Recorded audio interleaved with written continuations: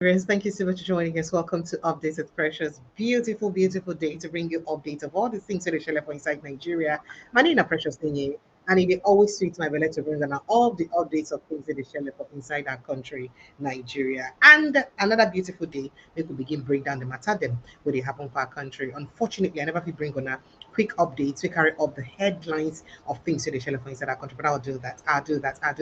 But because this conversation with Dr. Katch is very important, and I know say on I would like to not just to choke on amount inside, but to also make sure say on also um get more time to listen to what and get to talk. No, to make me say, okay, no. It's better that I have this conversation with Dr. Katch as early as possible. Now, a lot of things don't they happen recently. Some people don't insinuate some things that they insinuate, some people don't they talk, some things that they talk. I told you yesterday that Mike Arnold had said that if Tinubu is not careful, that he may face life jail term for presiding over genocide, and say that jail time go even pass dey serious past the 8 years wey be say in the intend to rule Nigerians as a president.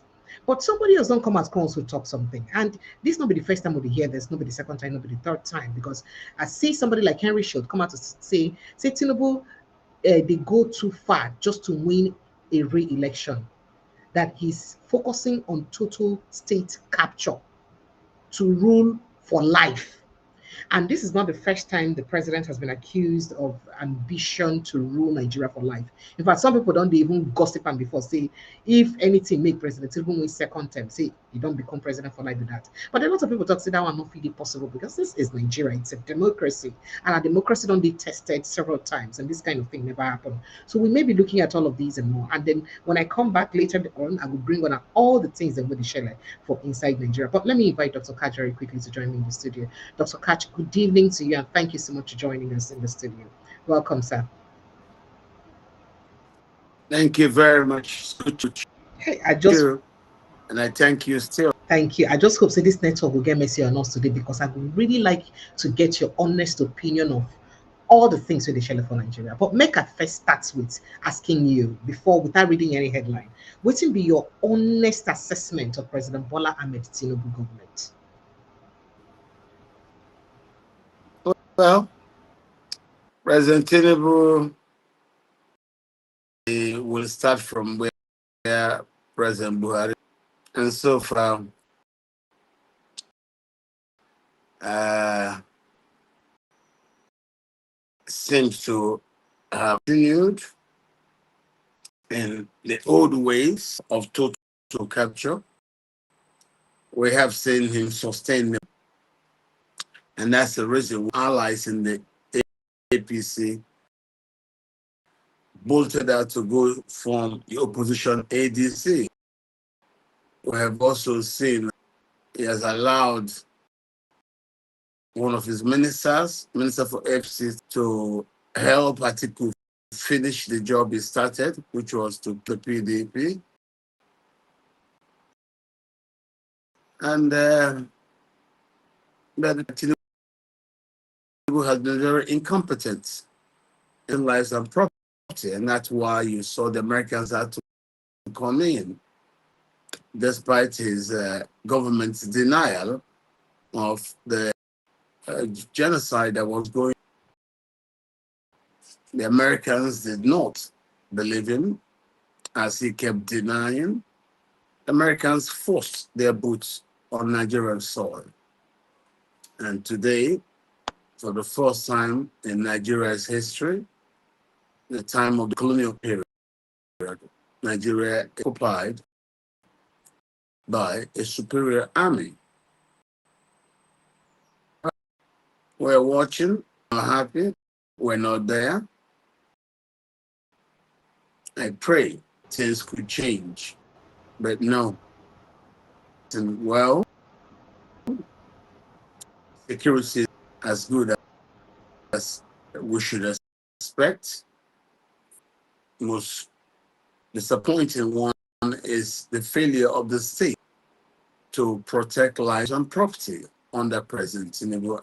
And that's the reason why when the Americans came and they saw that his government condoning the killings by the Fulani militias, the Americans were in. I can say killings are less than they were 3 months, 4 months, 5, 6 months ago. And that's why most Nigerians are happy that Americans are here, despite the denials by the Tinubu administration. By and large, I would say he is different from President Buhari. Buhari actively encouraged the genocide, but Tinubu was incompetent in managing it, nor in calibrating a response to genocide. It's only just stopped because the Americans have forcibly intervened in Nigeria. I pray he is able to work with the Trump administration to bring to book those who've been responsible for this genocide.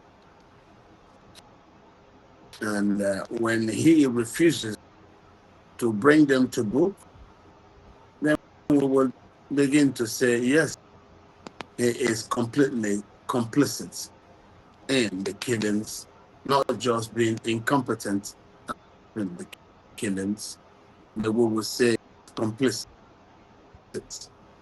The other side, corruption has grown wings under the administration, getting better, it's getting worse, and and we're watching. The biggest thing that has given me a reason for is the U.S. intervention in our country. It's sad that senior statesmen like me are happy intervention in our country by a foreign army,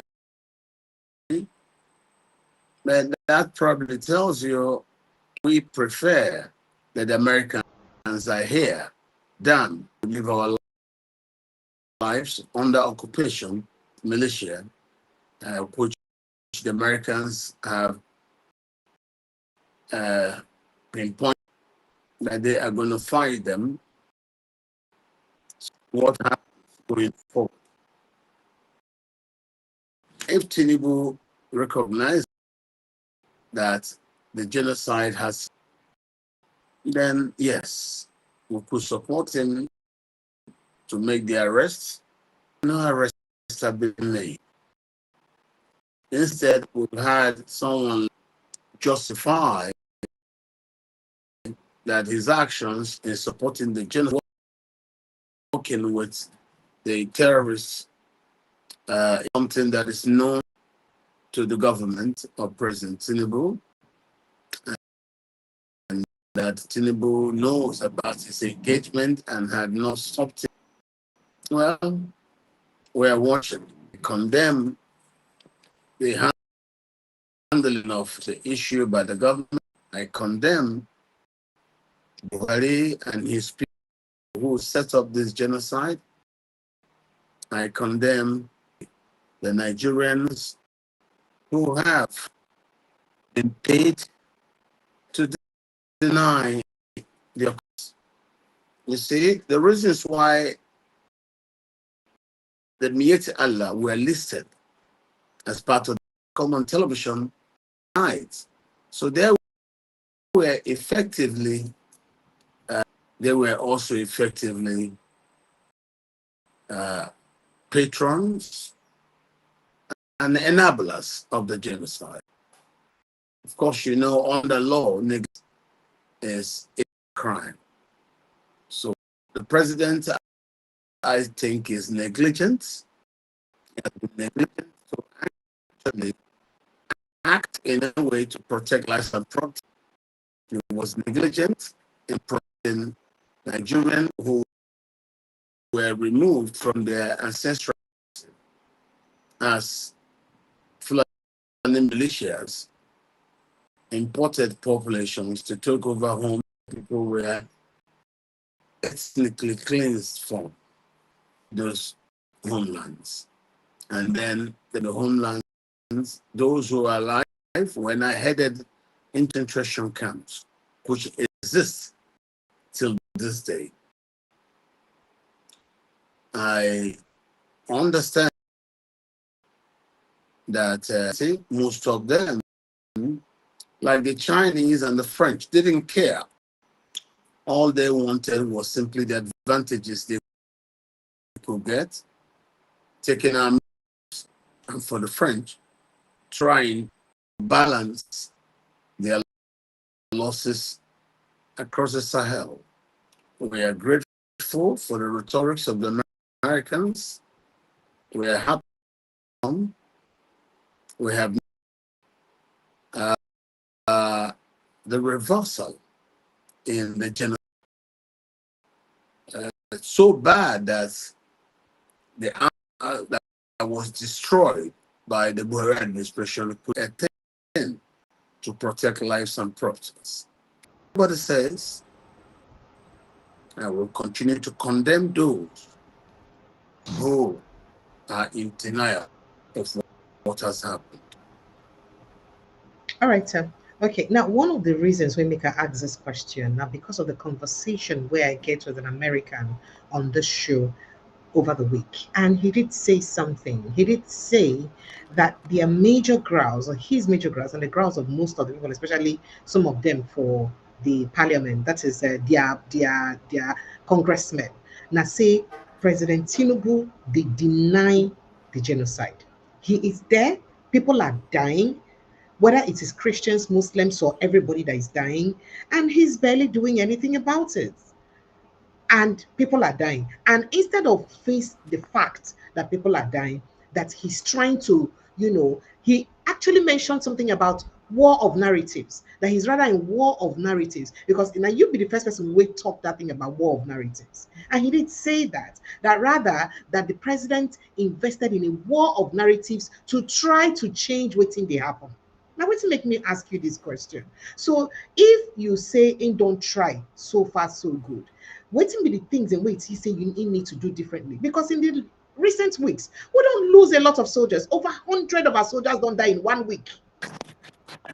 Over 100 soldiers. In fact, there are different videos of our soldiers lamenting that they are tired of dying. It's as if they are set up to die by the Nigerian government.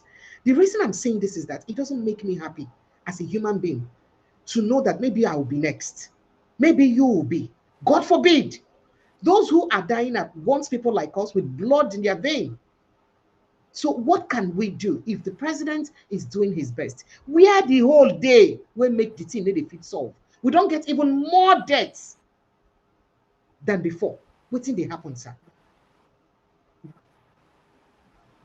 You saw what being reported before. It has always been this way all through the Buhari year. And as Tinubu came in and wasn't anything about it, when confronted, he even referred to it as communal clashes. Myself, that Tinubu is prime intelligence. Why wouldn't he then be honest about what's going on?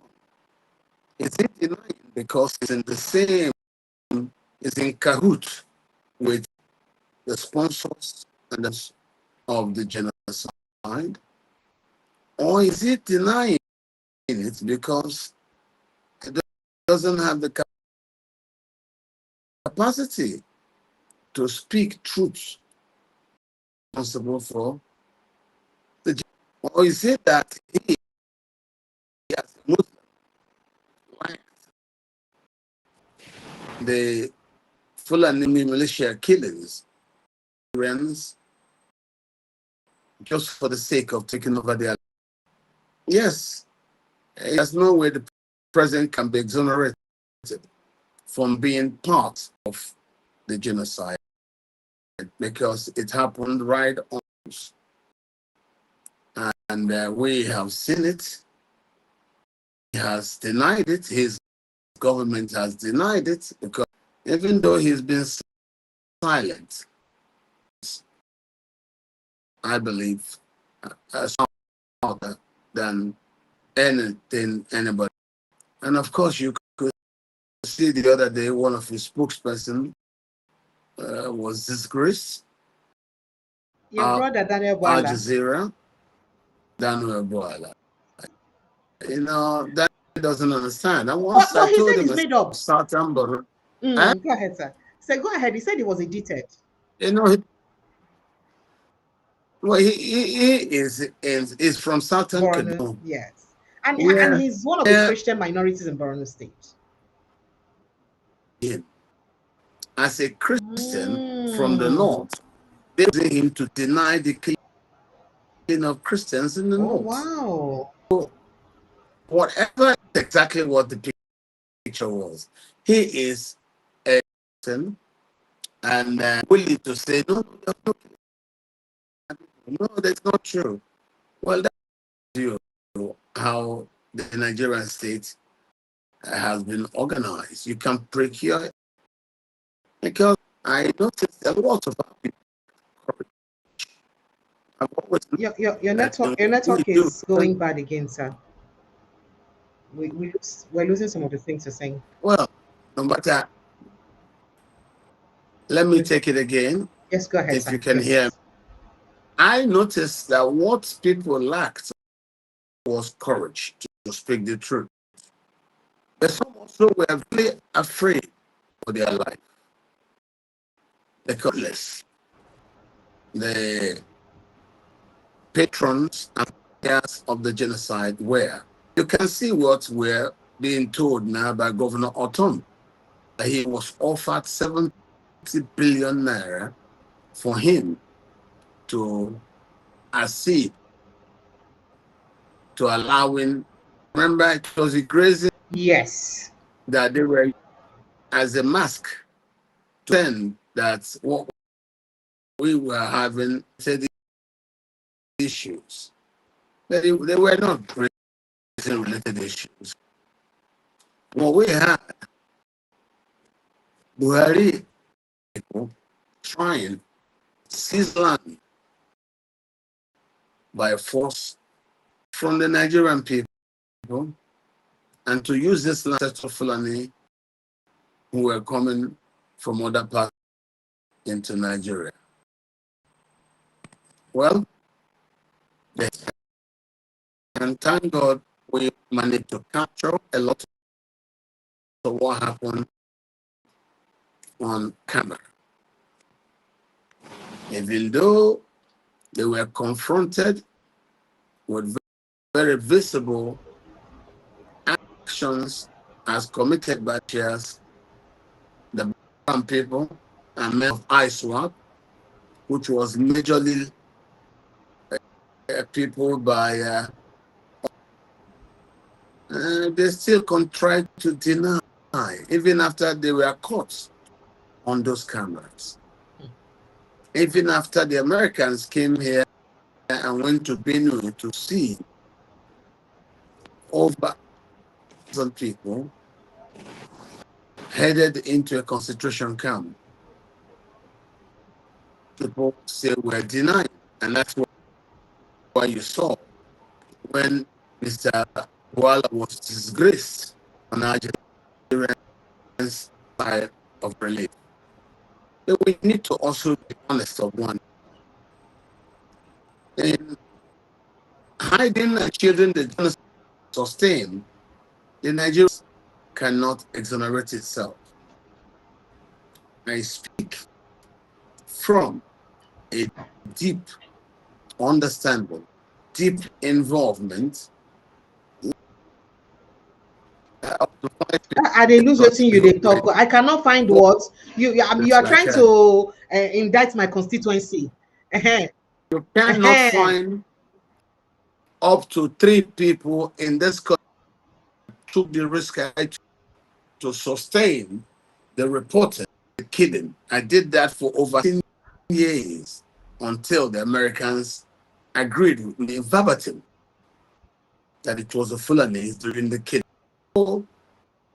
And they did all sorts of things, pursued me from television, from this platform to another platform, sure that the word don't get out. Even when the international community came here and saw it, we were still in denial after being confronted with very, very manifest genocide against Nigerians.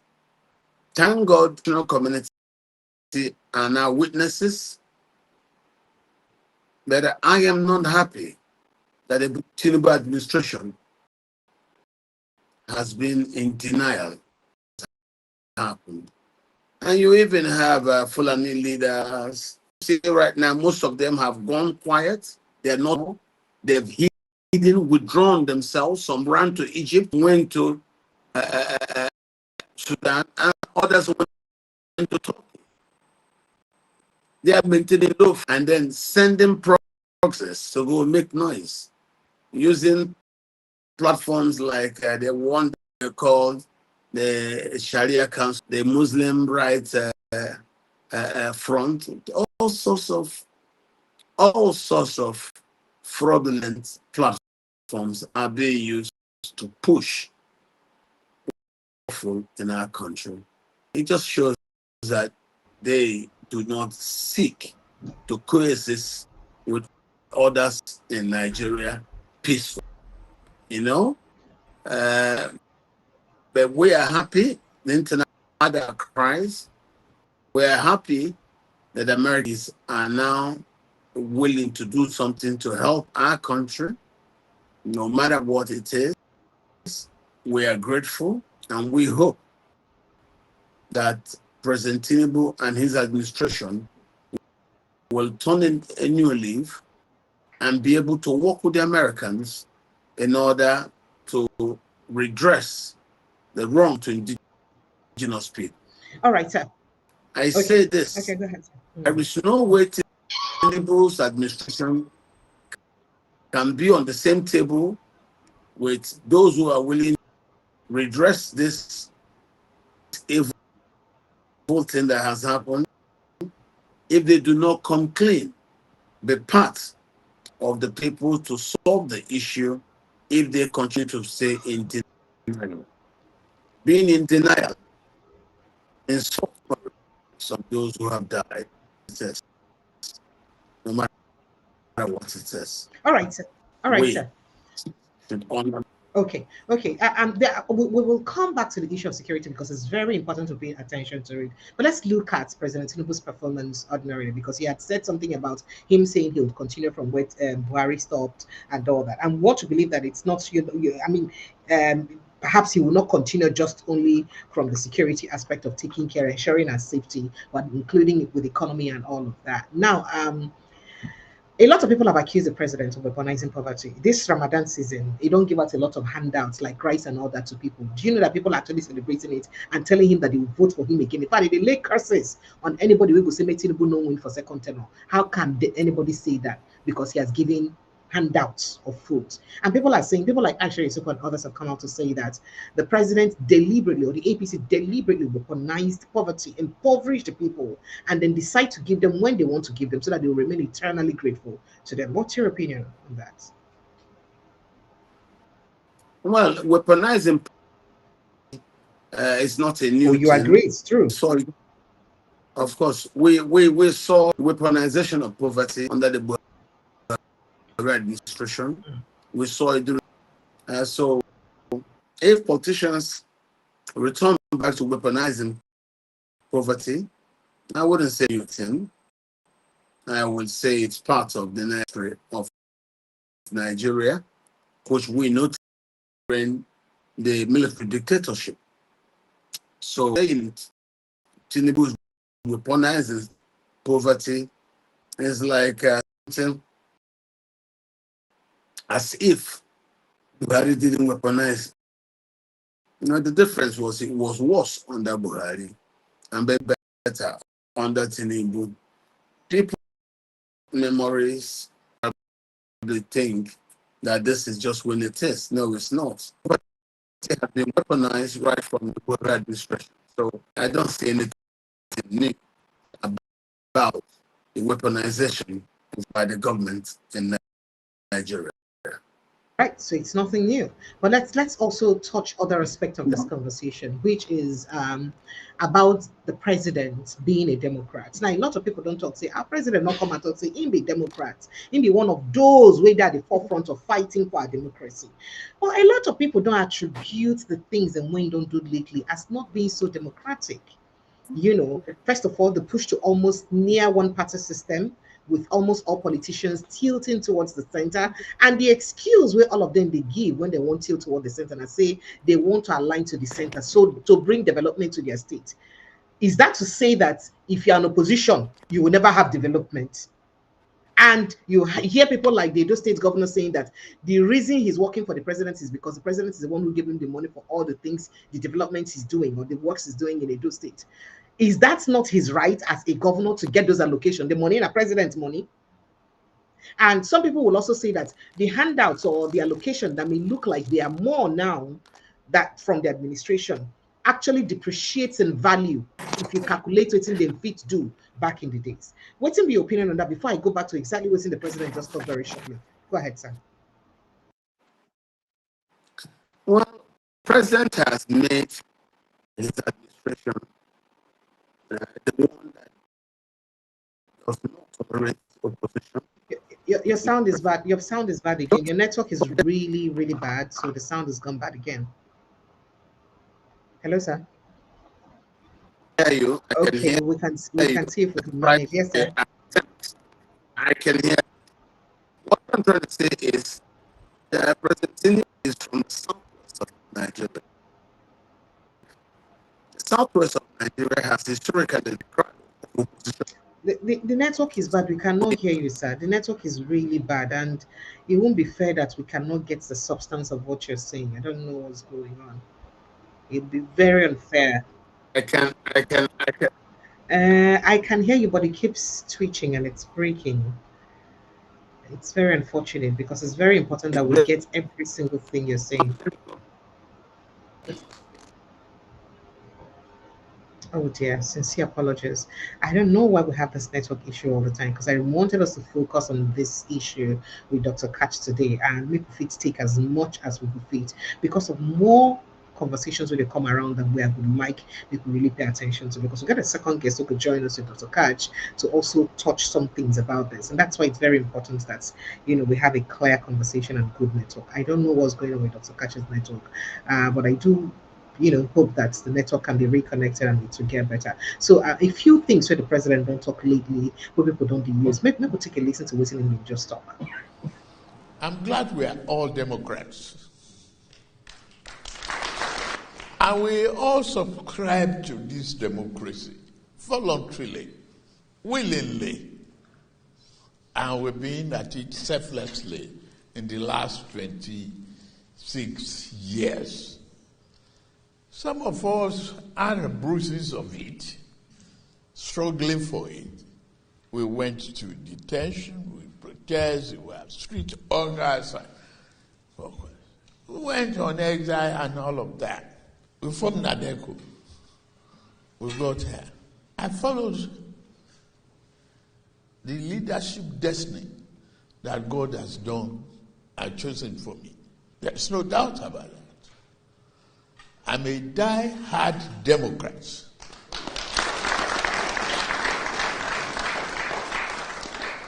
And I follow that belief wholeheartedly, committedly to united country, Nigeria. That principle and that philosophy will live and die with me.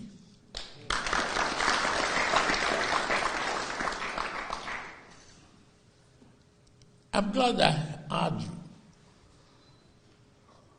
as IPAC chairman. Like I started, we are all Democrats, voluntary, party alliances, party ideology or no ideology, party vote, party platform, in whichever form, is voluntary. Be persecuted for it. So no threat from any Democrat. The rule of law must prevail in any democracy. There is a rule of law. Majority. We have their say and their way. A minority, we have their say and might not have their way.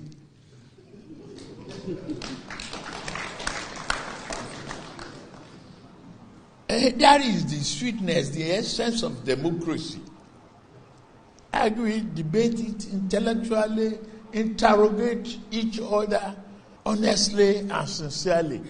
But we are committed to the same thing, peace and stability. All right, so let's see if Dr. Katch has rejoined us so we can take his opinion on this conversation. I do hope his network will be better now. Dr. Katch, can you hear us? Okay, this looks like it's going to be Yes, better. I can hear you. This sounds better. Awesome. What did you do? Good. I just hope that it remains this one. It doesn't change.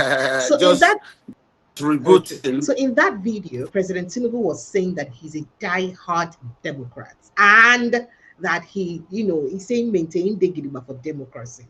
And then he did say that the beauty of democracy, now say the majority go get their say and get their way. But the minority go get their say, but might not have their way. So say in the instant tall to make sure say in protect democracy for our country. However, a lot of people don't talk, say some of the action of our president lately, has it shown core values of Democrats? Make I show you another video when we talk. But there's little that I can do. We subscribe to the same thing, the same period, we are guided by the same law, no difference. That I signed the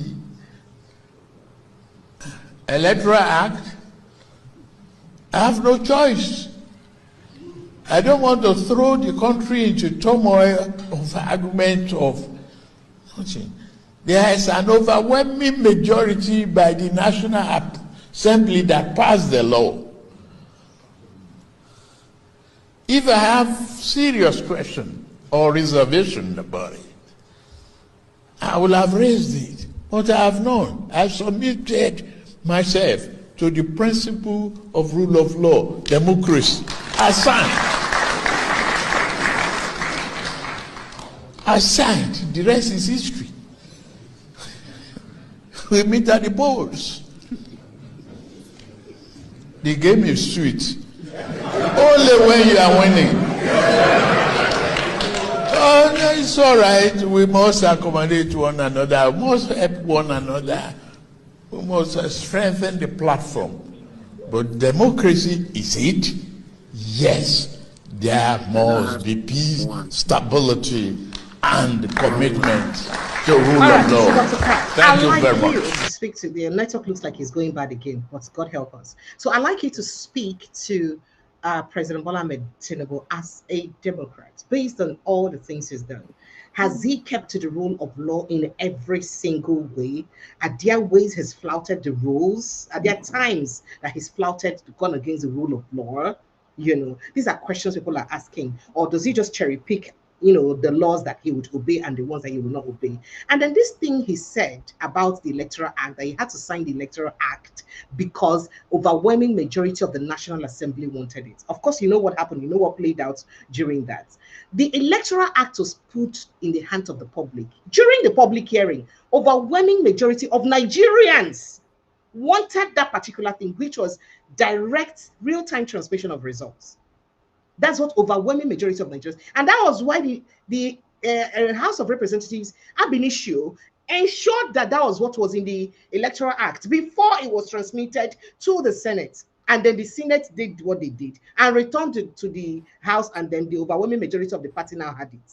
So that means to say that initially, overwhelming majority of Nigerians wanted that particular thing. Now, this same Electoral Act is now revisited in the National Assembly before the House of Representatives gets to it. There is no talk about electronic transmission or not. There is no talk about altering a whole, excuse me, sir, something that puts Nigeria in a very dangerous light. That is as bad as perhaps um, supporting fraud. For us to say that we should not pay respect or should overlook candidates who perhaps have forged certificates, um, have lied over oaths like perjury and all that. That means the country is not officially legitimizing fraud. So the National Assembly or the House of Rep did not look at that aspect of the Constitution even while they're revisiting it, without without looking at how it paints Nigeria's image and its ripple effect on both Nigeria as an image as a country and Nigerians entirely. So please, I'd like you to speak on President Tinubu's um, you know, personality as a Democrat, following all the things that has happened lately, and based on what he said about the Electoral Act. President Tinubu may want to be seen as a Democrat, but his actions does not speak to that fact. He has been very undemocratic, not allowing democracies to be free.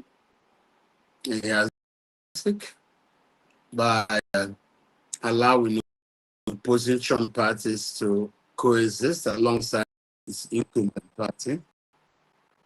Everything Minister Wike of FCT does, the priest to present whose wishes, even what's going on with the machinations of President Tinubu and the people.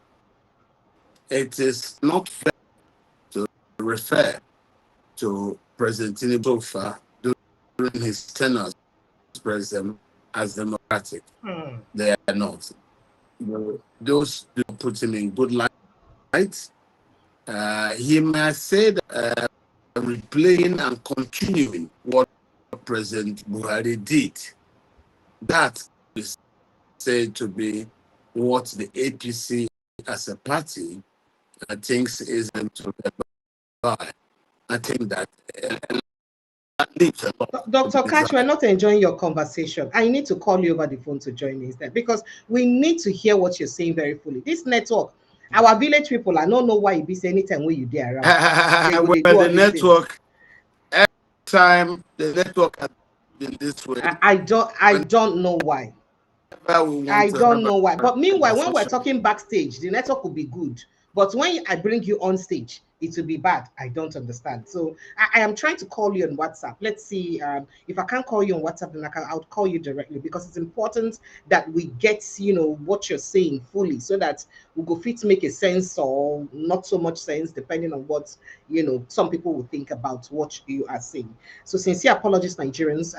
I'm so sorry that we're having this difficulty with the network connections, as almost always as it's been with Dr. Katch. I don't know why it always happens with him.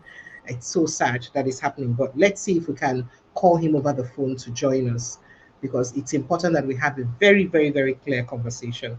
If the network is not even going through, I would have to look for another means to reach him.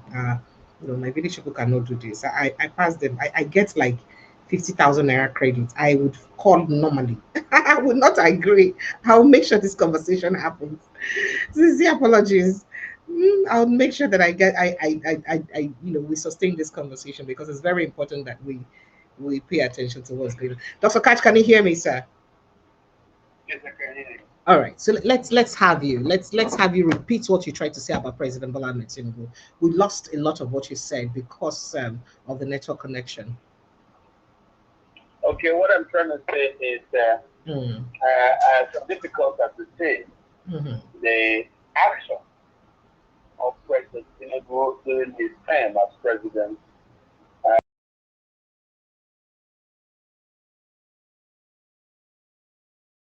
a lot to be desired. So in actions as a president, they're very far from being described as a Democrat. Exactly. Chineke, Democrats allow multi-party systems to exist.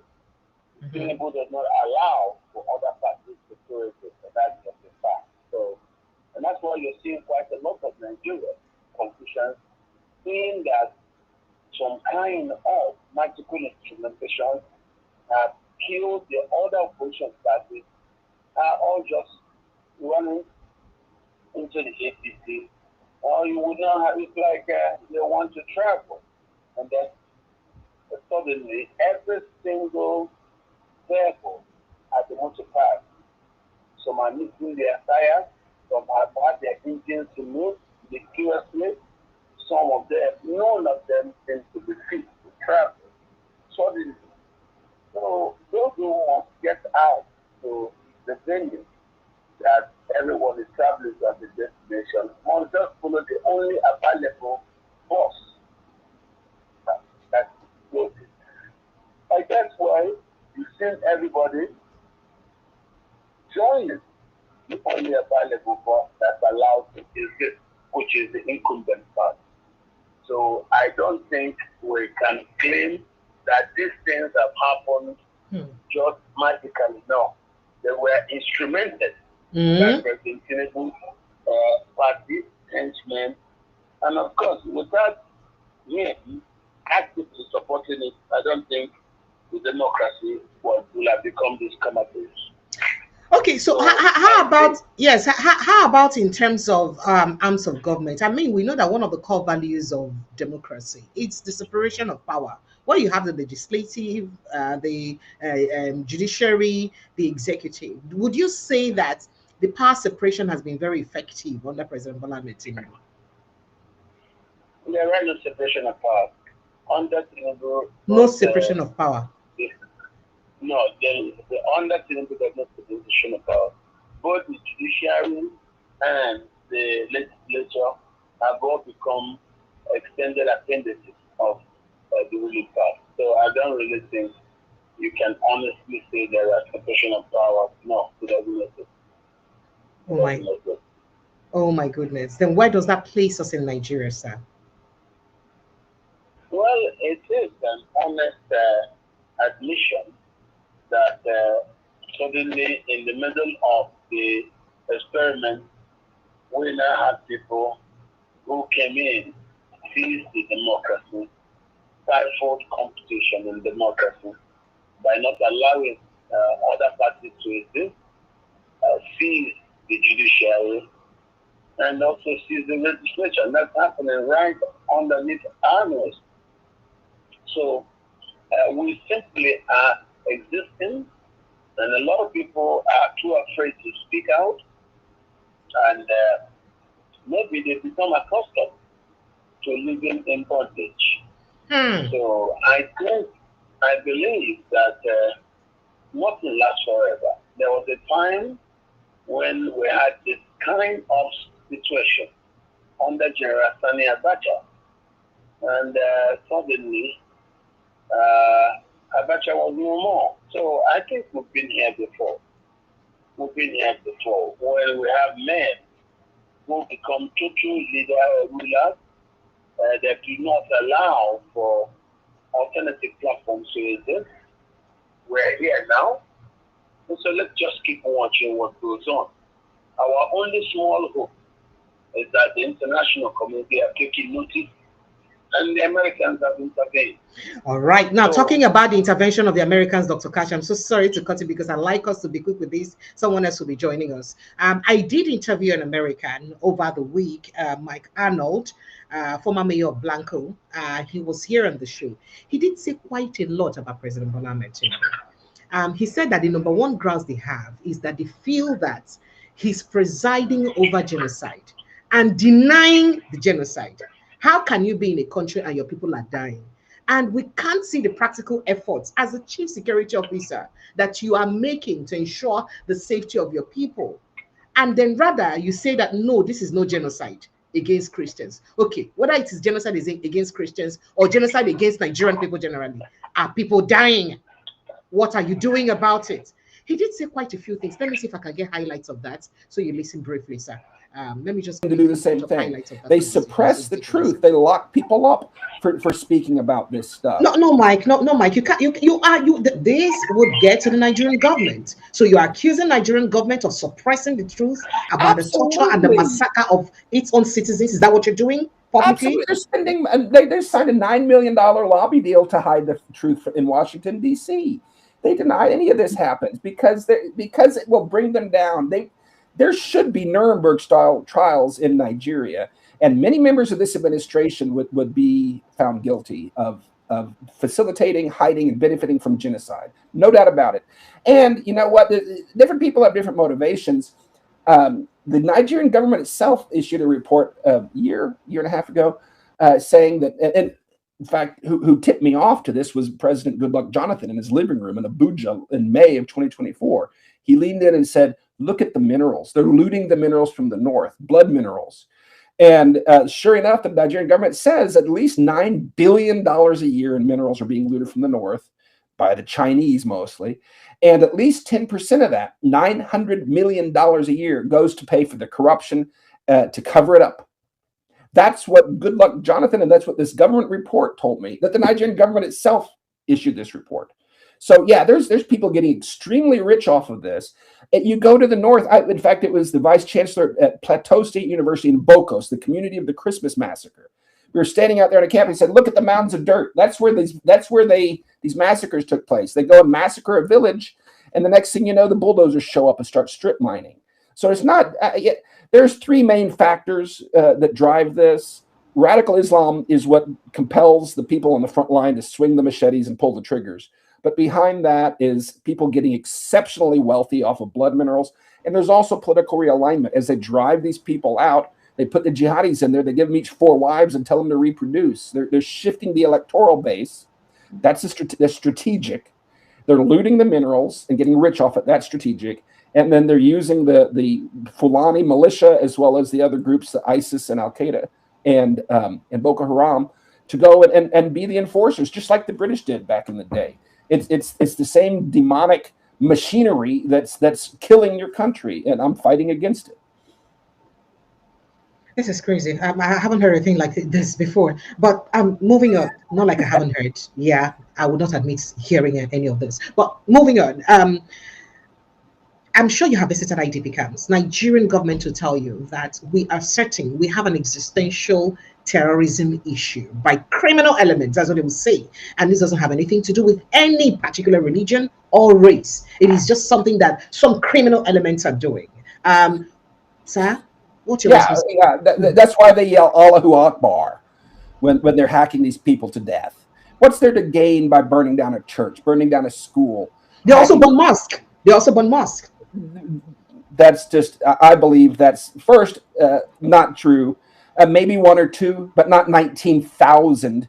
For example, in Ngoshe, Gwoza, eyewitnesses, people that were there, they'll all tell you. So Dr. Katch, I don't know if you're there. I can't play more of that, but there was something he said. And there was a point where he made a statement that sounded more like you when he did say that instead of the Nigerian government to focus on protecting the lives of its citizens, what it's doing is rather indulging in a war of narrative. And you know, so that you be the first person we talk that where I hear war of narrative. But I can't say waiting they go on here. So a lot of people go on. And there was something also very dicey that he did say.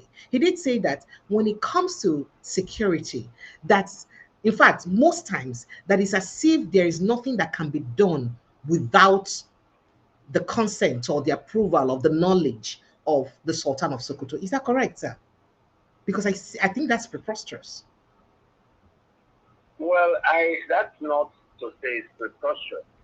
That understanding is taken from a client arrangement, where if you ask the president to act, he wouldn't want to act because he doesn't want to offend the Sultan. Sultan is the head. Sir, I don't understand. He wouldn't want to act because he does not want to offend the Sultan. He wouldn't want to go hard on the Fulani militias and the Fulani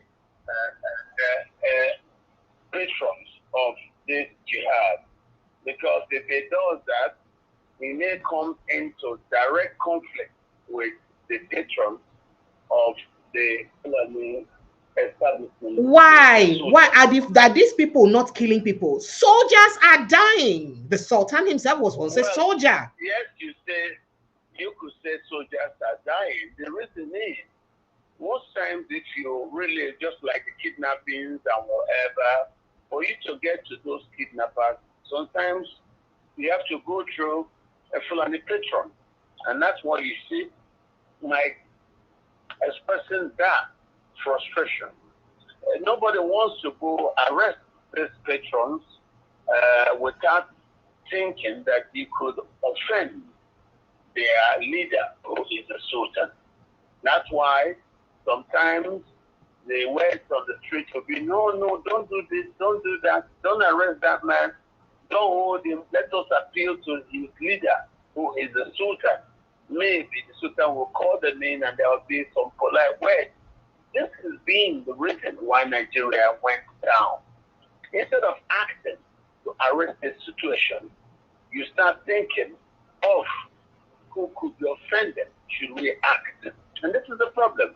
We know the Fulani militias are killing people, but instead of doing the right thing of allowing the police or the army to do their job in arresting them, no, you start thinking about wouldn't the Sultan be angry if his people are arrested? So, are the people free to kill us? Are they free to do what they want with our lives?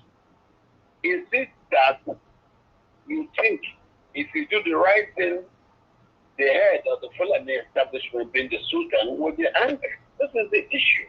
Could that be the reason why President Tinubu refuses to go head on against the militias who are doing this killing? Does he think that by going directly against the militias, he could be offended the sensibilities of the leader of the Fulanis being the Sultan? This is the game. So if you see serious issues, you don't want to deal with it, you think you could not call the Sultan and have him as an intermediary to say he call his people to order, instead of ignoring that and going directly to do the job, to implement the law, to arrest those who are undermining security. No, you're busy thinking of what the Sultan would say. Should you arrest those people engaged in a genocide because you think they are the Sultan's people? And just like the Sultan said, that fighting Boko Haram is to fight God. Remember, it's on paper, he said that. And this is the reason why. Now that the Americans, who are not afraid of any Sultan, as President Tinubu may be suspected to be, are going directly and mentioning the Sultan as the head of the terrorist organization. So is that enough reason? Is that enough reason for someone like Mike Arnold to say that our president is presiding over genocide? That is true. He our is. President is presiding over a genocide because when he swore the oath to be president, his first duty is to protect lives and property. If he now fails and gives reason for failing to do that, he becomes guilty. Don't forget, negligence itself is criminal action. If you're negligent and you could have prevented the killing because you are invested with the power to actually act to stop the killing, and you then don't do it because you do not want to offend some patrons, you are complicit, you are guilty, and nobody can remove you from any list of those to be blamed or those to be condemned in regards to those killings and whatever happened thereafter. All right, sir. There are lots I want us to talk about, but I'd like us to drive this home a little bit. Now, in recent times within the Southwest, we've seen a surge of attacks within the southwest coming. In fact, we don't even they see people don't they talk like say, especially some of these Muslims and don't they want to talk like say they almost don't they share almost some sort of the extremist value where they condemn where they happen for inside the north.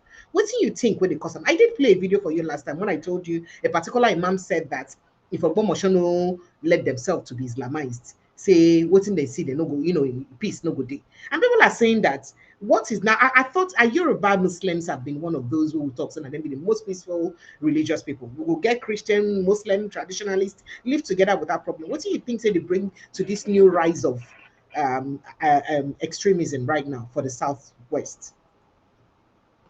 You need to understand that in Nigeria, the most unscrupulous elements and people can be hired and paid to engage in very illegal and antisocial behavior. And that's what you're trying to describe. Those people are paid to do that. And specifically, Yorubas are being told, Yoruba Muslims are being paid to act such scripts so as to create the impression that it's not just the Fulani who are involved in this antisocial behavior. Anybody can pay anybody to pretend. But you see, the problem is they are beginning to stage their game after the train has left the station. We already have gathered intelligence over a period of 1 decade. And we know the real people who are responsible for what we accuse the people of. So finding a new set of actors to come and do some acrobatics does not change the truth of what we know. So that's how it is. I am not moved. I am not fooled now by this behavior. The Yorubas are who we know them to be communistas. They are not that religious, no. They have not, never in their history, killed people on the reasons of religion, no.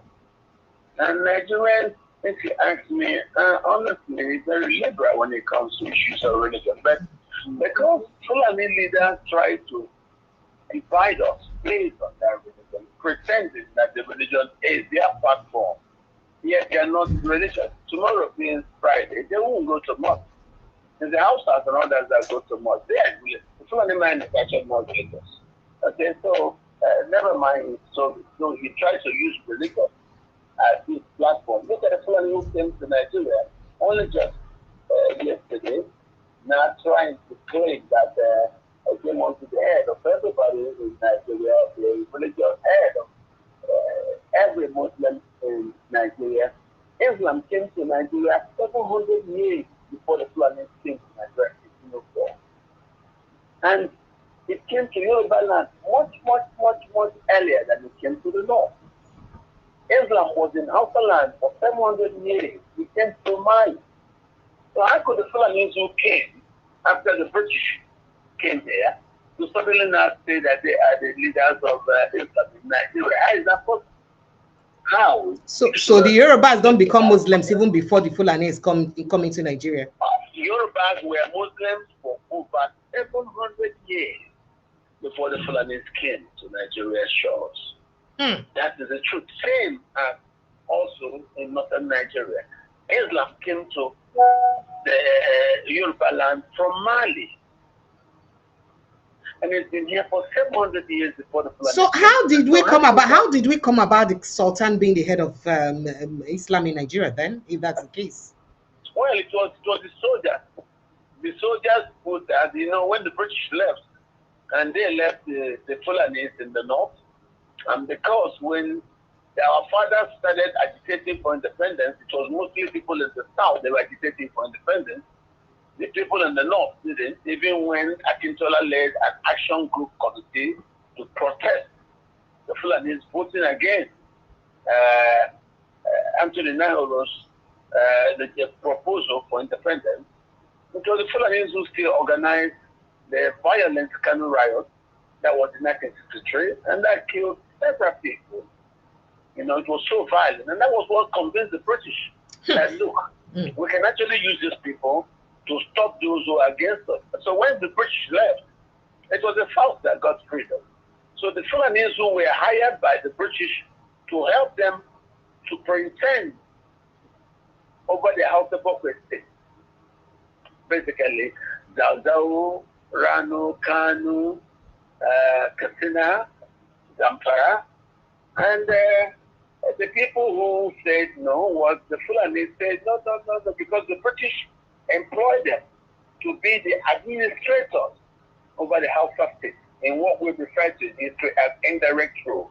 The Fulanis came here during the period of Ottoman conquest. The Ottomans were defeated in the First World War, and that was how their power fell.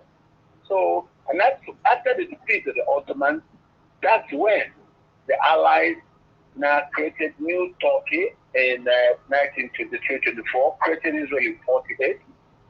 So when the British were now leaving, they left the Fulani over the Hausa, and that's how the Fulanis have managed to sustain the settler colonial strategy that they've had over the Hausa. That's why today no Hausa man is anywhere in Hausa land. And but now we're in a democracy, and the Fulani don't have numbers in it to actually maintain their positions of entitlement. And that's why you've seen them trying to use violence with imported people to try to take violent control of Nigerian land. And can see going to fight in Benue. Benue State is 98% Christian, 86% Catholic. Why can you be going there to fight doing Allah Akbar when there are no Muslims? All right, sir. All right, sir. Dr. Katch, I'd like to bring someone who is from Southwest and Yoruba land, and it get plenty things when Tosin won't talk about some new development and things what they happen. And I think say this thing will fit perhaps help what you they do very well. Let me welcome to the studio Yoruba Nation. Yoruba Nation, thank you so much for joining us. Yoruba Nation, are you there? Yoruba Nation, you there, sir? Hello. Okay, so I don't know if if he can hear me. Are you there, please? Are you there? Can you hear me? I think you could check if you can unmute yourself. I don't know if you're muted. If you're speaking and you cannot hear us, that means you're muted. Please unmute yourself and go ahead and speak with us. Okay. Whilst we try to get him to unmute himself, let's speak to other conversations very quickly. So, Dr. Katch, in recent times, a lot of our soldiers don't die. And our soldiers not they happy about this death. In fact, a particular soldier will be come out can complain about this death. Waiting they do, they arrest him, put him in solitary confinement or somewhere when they by himself. Other soldiers now don't come out till they die. One of the soldiers, then what the one way we say they keep waiting in saving crime because he challenged the politicians to get their children into the army to also be at the forefront, so that they go feel the pain within they feel, because they can't keep losing their colleagues the way they lose their colleagues. But it be like say all this their cry, it need they enter inside the right ear. Make I play a video of some soldiers recently when did they also complain. Take a listen. We are losing our men every day. Kidnapper, soldier, bandit, soldier, Boko Haram, soldier. Ah, God. Now you be our only savior. The oath will take. All right, so that's a soldier they're lamenting about losing their soldiers, their colleagues every day. Another one again complains. Gentlemen of the Nigerian Armed Forces, please make una stand up, arise. Something fishy is going down deeply. We will not know. May them let us know. If not to drop the kala for them, we'll drop and we'll go back, go carry cutlass, protect our family. They still need us for us. They love us. Nobody say person no need us, go just carry us. They count money for in pocket only. Why in children they abroad they go school? Our family carry una children come put to, and I carry una children come put for this work. Make them do me. I don't tire. We're waiting now. They keep us. They keep us. They keep us. I know they fit talk. Now stone will be having a firewood. I be now because they never touch una children. No, I go reach now. I go touch una now. I go touch now. You go this stage everybody go stand up fight for himself. I come as I tell you this one boldly. Everybody ready to fight Kala for himself. Everybody ready to fight Kala for yourself and fight. I cannot save the country anymore. I know if we save the nation again. Yeah, I don't even think whether we get president. Is our president alive? Mr. President Bola Ahmed Tinubu, please, what is happening now? They are killing the Nigerian soldiers. I won't say you dey see so, you dey see the killing so, you dey see what happen for your country. They kill you, they travel. You get patience, you get conscience so. I'm go touch you, I'm go reach you. Continue to the do am. Continue. No be the vote is good, baby. No wahala. Continue. Everywhere good. No months. So you can hear the frustration from these people. I don't know if you've rejoined me, Yoruba Nation. Are you there with me, please? Well, you can hear the frustration, Dr. Katch, from these people and howling the laments. Over 100 soldiers in 1 week now we don't lose. Dr. Katch, waiting President Bola Ahmed Tinubu need to do differently. Well, if you ask me what anybody needs to do, Nigeria needs to revisit the Aburi agreement. It's not like we have not been here before. We have reached this boiling frustration point, and we went to Aburi to try to agree on the way to live together and move on after the British left. But when we came back to Nigeria, the British and others who didn't like us to move on the way we've agreed in Aburi engineered a cancellation and a reneging on this agreement in Aburi, and then went into civil war. As we came out from the civil war, you saw that recently history was removed from our school's curriculum because they were afraid to teach the history as it relates to the Civil War, the reasons for the Civil War, and also things about the tools that were used by the Philippines to now rewrite our constitutions and force us to live with decrees written by soldiers, which doesn't seem to be working. You know, I think asking how we'll move forward, it's easy. We have tried it before. There are agreements that we break down. The people who are complaining, some of them, their fathers, their forefathers were part of the problem. We came back from Aburi, instead of agreeing to move forward on it, they all reneged and they kept quiet, who said they went and ganged up in a civil war. So I think now that a lot of people are suffering, you will see people now wake up and start complaining. What would happen for? Nothing happening today is new. We've seen this talked about in the 60s. We are back to where we are. And I can just tell you, if we need to have peace, we should go back to the Aburi Agreement, where we talked about the confederal arrangement. That's why people are talking about restructuring of the political quality of the country. So I think there's nothing new about what we have in this country today. The only thing that is new today in Nigeria is the sudden availability of knowledge. Knowledge that was not this vastly available before because most people were actually ignorant. Even look at some of us here in the South, we are very ignorant about the diversity of the North. We used to think everybody up north were just cultures. But of course, you know, the North has up to 300 different groups, diverse nations. But now that we are here, I think every society gets the kind of situation it deserves. If we do not like what we have to work together to change. Can we change it? Yes, we can. The way we're going, it's not good. It's not sustainable. It's a mess. It's a mess. Look at it. The Fulani want to concentrate on the power in one place so they can seize it and then unleash tyrants. And that's what they've been doing.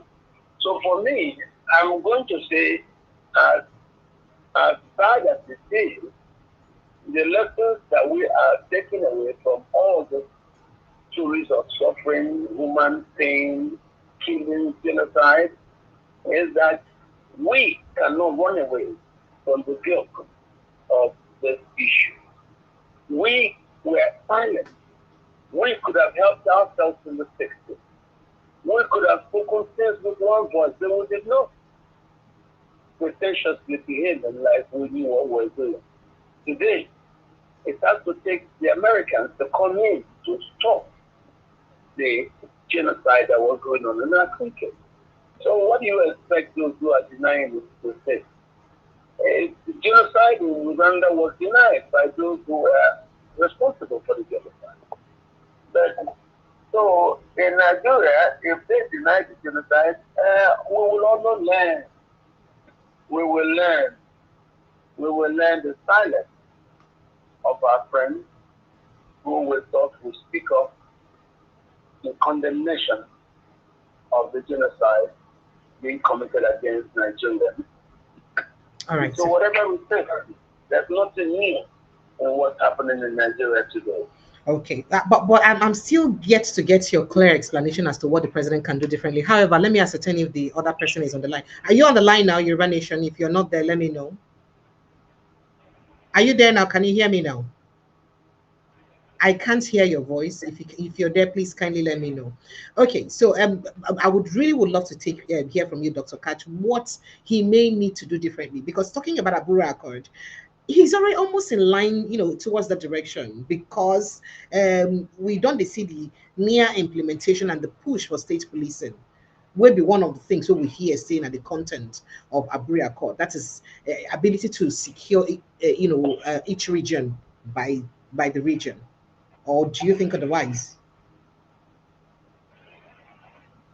I will tell you, as I said, our problems are not new. When we started to sit down to really make something out of it and correct ourselves, we went to Abu in Ghana. What I'm trying to say is what was discussed in Ghana is as pertinent today as it was then. So if we are serious about moving forward, we just need to admit, yes, we were wrong. So we came back here and delved into a war. Before that war, what was agreed? Let's go back to the Aburi paper. The only people who say no to Aburi are the Fulani and the British. We don't think that. The rest of the country can live in a confederal arrangement where the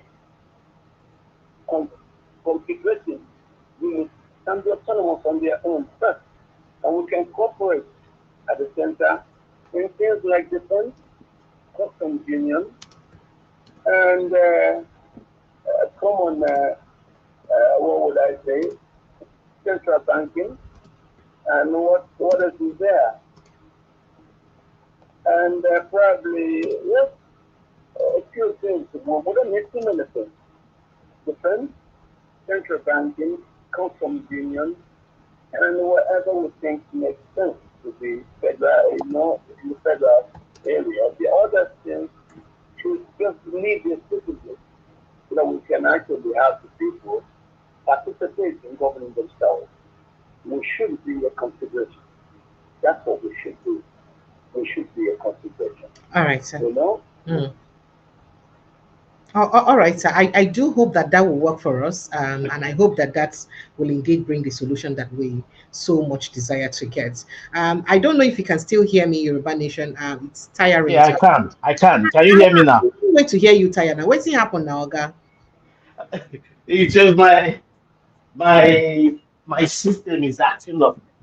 Your village people don't make Oh, this conversation. they All don't right, want me to talk. They don't straight to want the me point. to join you now. So, Dr. Yeah. Katch, to listen to you. So, you had some things to share about what's going on in the Southwest. Go ahead and Yeah. just share. Yes, Okay. please. Good evening, sir, Dr. Cash. Good evening. Yes, sir, he can hear you. Yeah, I will say all what Dr. Cash is saying is in fact, 101% truth. You know, these people called Fulanis. Sorry, I was running. Let me just relax. Okay. No, go We ahead. got, Go ahead. Go yeah, ahead. Hmm. all what Dr. Cash is saying is 100% truth How? about Why? this Why? Why Islamic. do you say that? Yeah, because if you see the structure of Nigeria, Hmm. I've never seen a country that some people, some group, or some tribe will feel, or some group of people will feel that they owns everybody's life. Whenever there is election Uh-huh. in Nigeria, they will Mm. say, "What do you have for the North? What do you have for the North?" That shows Nigeria is not one. And I will tell you, they are now using religion to come in. Like in Yoruba land presently now, Mm-hmm. in Yoruba land presently, that is what we are facing. They What is are that? using, yeah, the exactly what we are facing is they are using the Yoruba Muslims against the Yorubas now. That's why you see when they said when Tinubu came in as president, if you see the way these northern people trying to speed up Sharia law in Yoruba land, the Sultan of Sokoto was the one sending letters using one Igbo guy to write letter. After the letter, they will put Emeka, whatever, whatever, just to what? To say is an Igbo man that wrote the letter on behalf of Sultan of Sokoto, telling us that we should allow Sharia in Yoruba land. And now, what they are doing now, there is a man called Imran Dauda in Yoruba Imam. land. Is Okay. Imran Dauda. We call him Imran Dauda. Okay. Imran Dauda. We call him Mufti of Iwo. That man was the one telling our people, the Yoruba Muslim, telling them to go and be teaching their kids how to shoot. Is it the man that was seen one time? Was he in Osun State? So they saying it Exactly, when they want viral exactly, video. Are you serious? exactly. Is that man? But I think It, say they say DSS arrest and finish, can't release and can't say nothing DSS, happen. I don't even know what is going on. Recently, I will tell you, Precious. Okay. Recently, this man went ahead because Sunday Igboho talked about Yoruba security. And this man went ahead and grant interview and said Sunday Igboho should be fighting for Yoruba. He will create uh, Muslim security in Yoruba land, Islamic security in Yoruba land. What kind of country are we living? They just want to destabilize everywhere. I don't know what is the DSS will be going after people who are going about their daily life. This man is granting interview. He wants to create ISBA. He wants to create ISBA police in Yoruba land. But he's a Yes, Yoruba man and he's a Muslim. he's not a Yoruba man, man. He's not a Yoruba man, Eh, madam. He's not a eh, Yoruba man. He's Igbira what? man. Igbira. He's an Igbira man. Imran Daudu is an Igbira man Imre- from Kogi. exactly. He's an Igbira man. Just imagine how these people are spreading this virus everywhere. Must you control my life? Why can't you, the northern people, stay in your north and enjoy your north? But as a Yoruba man, I shall say good day in touch with home. And a lot of attacks only happen for Yoruba soil. We hear some Yes, of people complain. On those today, states, almost a no-go on area for market. almost Everywhere, exactly. almost every day they kill people. You know what happened, Precious? People In you know what happened, man? In Mm. Afigio today, Nigerian police release terrorists with them cash. Yes, in Oyo They, State. why would they do that? Why? Yes. And they They, rioted for rele- it. They said, how can we they catch rele- someone and they release him? exactly, and they release him. And you will see these people, that same person they release, will come back again next week and do the same thing. But any Yoruba man or any Igbo man or any Ishekiri man that went to steal ordinary Maggi, they will send them to Kirikiri. But you see someone buying someone, these people are buying us every day. And the Northerners will be saying they want non-kinetic. Non-kinetic for person wey dey kill person. Then go dey fight. Imagine the Sultan of Sokoto dey talk, saying they shouldn't be killing terrorists. So you want the military to go and to arrest terrorists with bare hand. You want them to go and arrest terrorists with bare hand. I can't hear you, Precious. Will that be Sorry, go ahead. I'm possible? talking to Dr. Katch. Go ahead. Yeah. Will army catch terrorists with bare hand? These people that are using ammunition that we don't even know where they got it from, and they are buying people. They are buying people. Since they've been burying people in Nigeria that terrorists killed. Did you ever see Sultan of Soto to come outside and condemn it? No. Did you see any Fulani condemning it? No. Is this how we're going to be living? Just because they want to Islamize Nigeria. Let me So they have to keep. Thank you. Let me quickly bring Dr. Katch into the conversation. So, Dr. Katch, I'm sorry, I think you lost quite a couple of number of what he said. He did say that in Yoruba land now, it's more like there is a push to, to use. It be like say go rewind some of those things where you talk, making hearing for your mouth. Yeah. Yeah.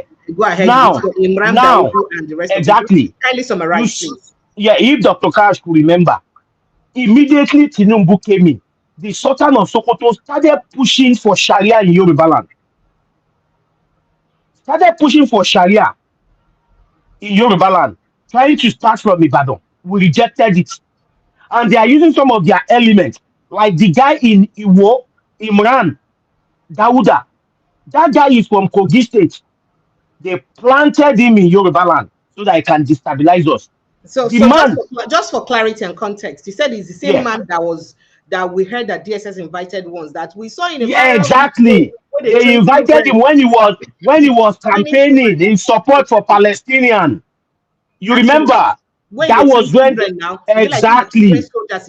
And he was in an interview. He was saying the Yoruba Muslim should go and be training their kids that they should know how to shoot gun and know how to swim. Who are they fighting? That they should know how to swim.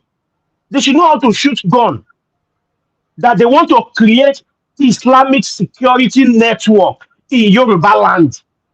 Is that not the starting of terrorists like the one they created in the north? All right, Dr. Katch, let me take your reaction very quickly. You know the Imran Daudu, here he's an Ibira man, and you need to understand the genesis of this. Mm-hmm.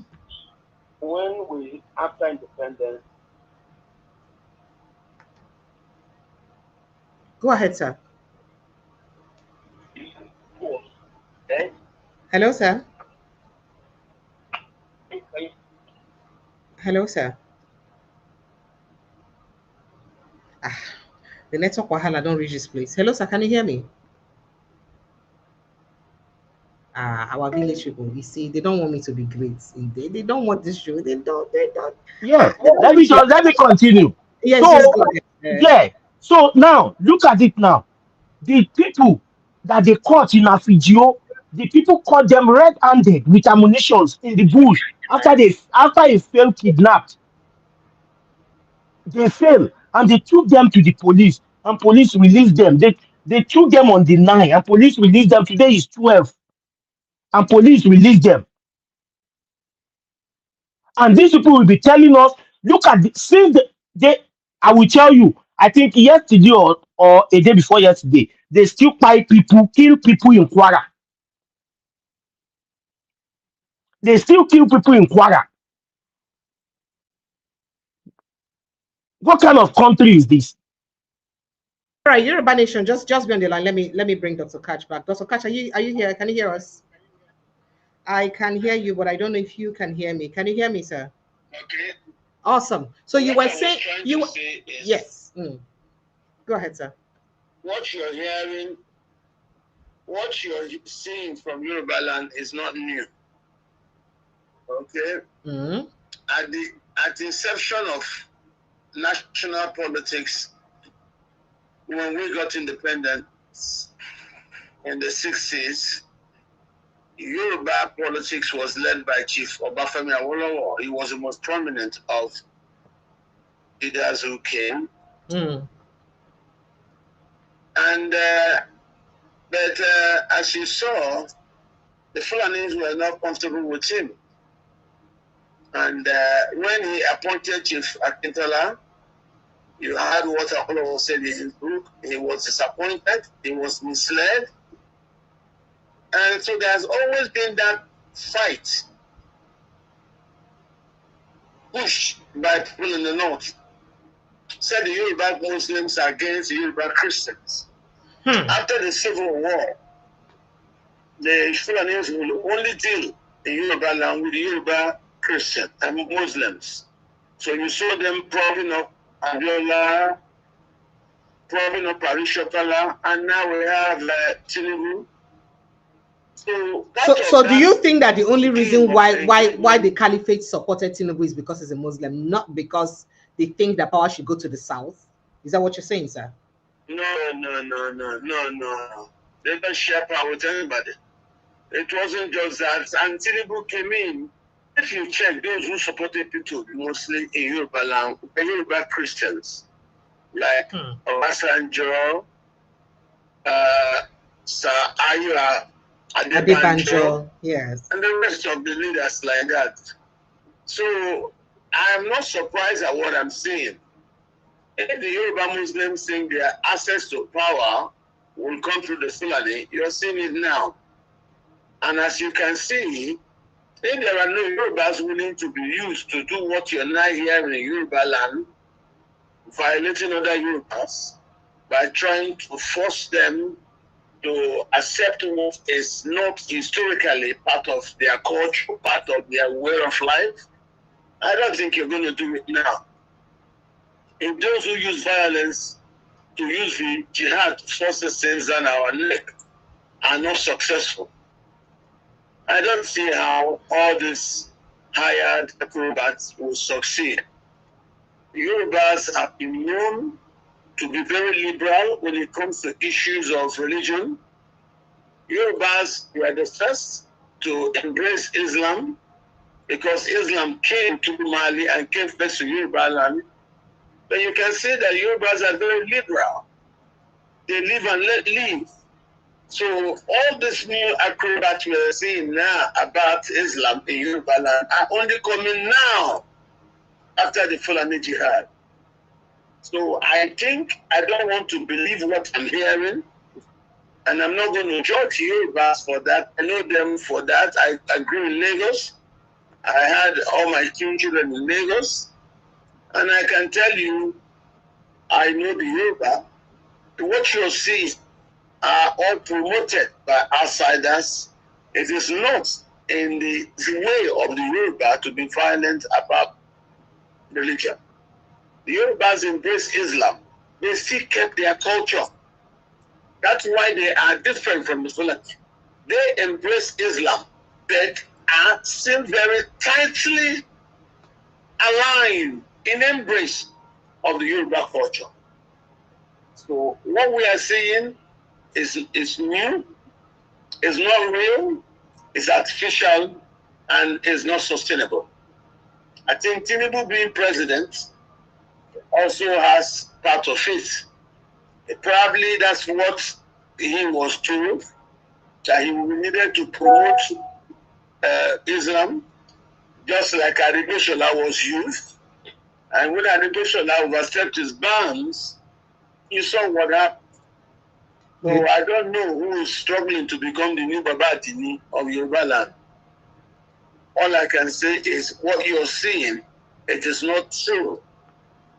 But and what we know about them through history. All right. It's not real. All right, sir. So, I mean, this escalated insecurity in the Southwest, really. What do we do about it? Because it looks like, in fact, the Yoruba Afenifere had to come out the other day to say that. They raised alarm. They said these people are now kidnapping on daily basis and demanding their daughters and virgins for ransom, sir. That's what they're not doing. Well, it is a new thing. Why don't we now wake up to see that these things are not proper? We are seeing some new things that we've never seen before. And I can blame the elders who keep quiet. I don't know whether they don't want to offend Tinubu. I don't know if Tinubu tells them or not. I criticize it. But we are watching. We are watching. These things are never ever seen in our land. These things are new. And as I said earlier, part of us and should never define who we are. All right. So, Yoruba Nation, you want to say something very quickly? Let me let you conclude your thoughts. Yeah, I want to say something very quickly. Yes, Yeah, just what Dr. Cash said, I think I agree with him that this is new. Seriously, it is strange to us as well. Before we knew that this man is not a Yoruba man, it which was, man? I think, the Okay, Imran the Dauda. Imran. Before Eh. we So he knew he was not wasn't, Yoruba. we didn't know. We thought he was a Yoruba man. And even the one in Ogbomoso that is saying our religion say if you do this, apart from Sultan of Sokoto say this, they should kill you. Is it the same one that said that there will be no peace until Oshogbo is Islamized? Exactly. That small boy, eh? He's not a Yoruba man. He's not even from the family. That's why you see these people and they just mount people into different places. Even just once in Kwara, this Akeugba gold in Yoruba land in Ibadan, his forefather, they were from Mali. All these guys coming from Ilorin, coming to Yoruba land, saying they are Yoruba. All these are Imam. They are not Yoruba, they are Fulani. But the way they speak Yoruba, it is now that the Yorubas are rising up that what kind of nonsense is this? Why will Yoruba man be saying they should buy someone? They started digging. You know, we Yorubas, we just want to live. We want to live with everybody. We don't really care if you are Muslim, Christian, or whatever. We just want to live. But we now started saying that what these people are bringing to our land is all about taking off our land, trying to colonize us, trying to Islamize us, and try to make us be slave to them. And we will not accept it. We will not. Because now they are kidnapping now. They are demanding for our own Yoruba girl. They are not even demanding for just woman. No, they are demanding for virgin. Imagine, imagine who does that on this planet. And it's these same people. Imagine anybody, I will say this online now, anybody in Nigeria supporting Iran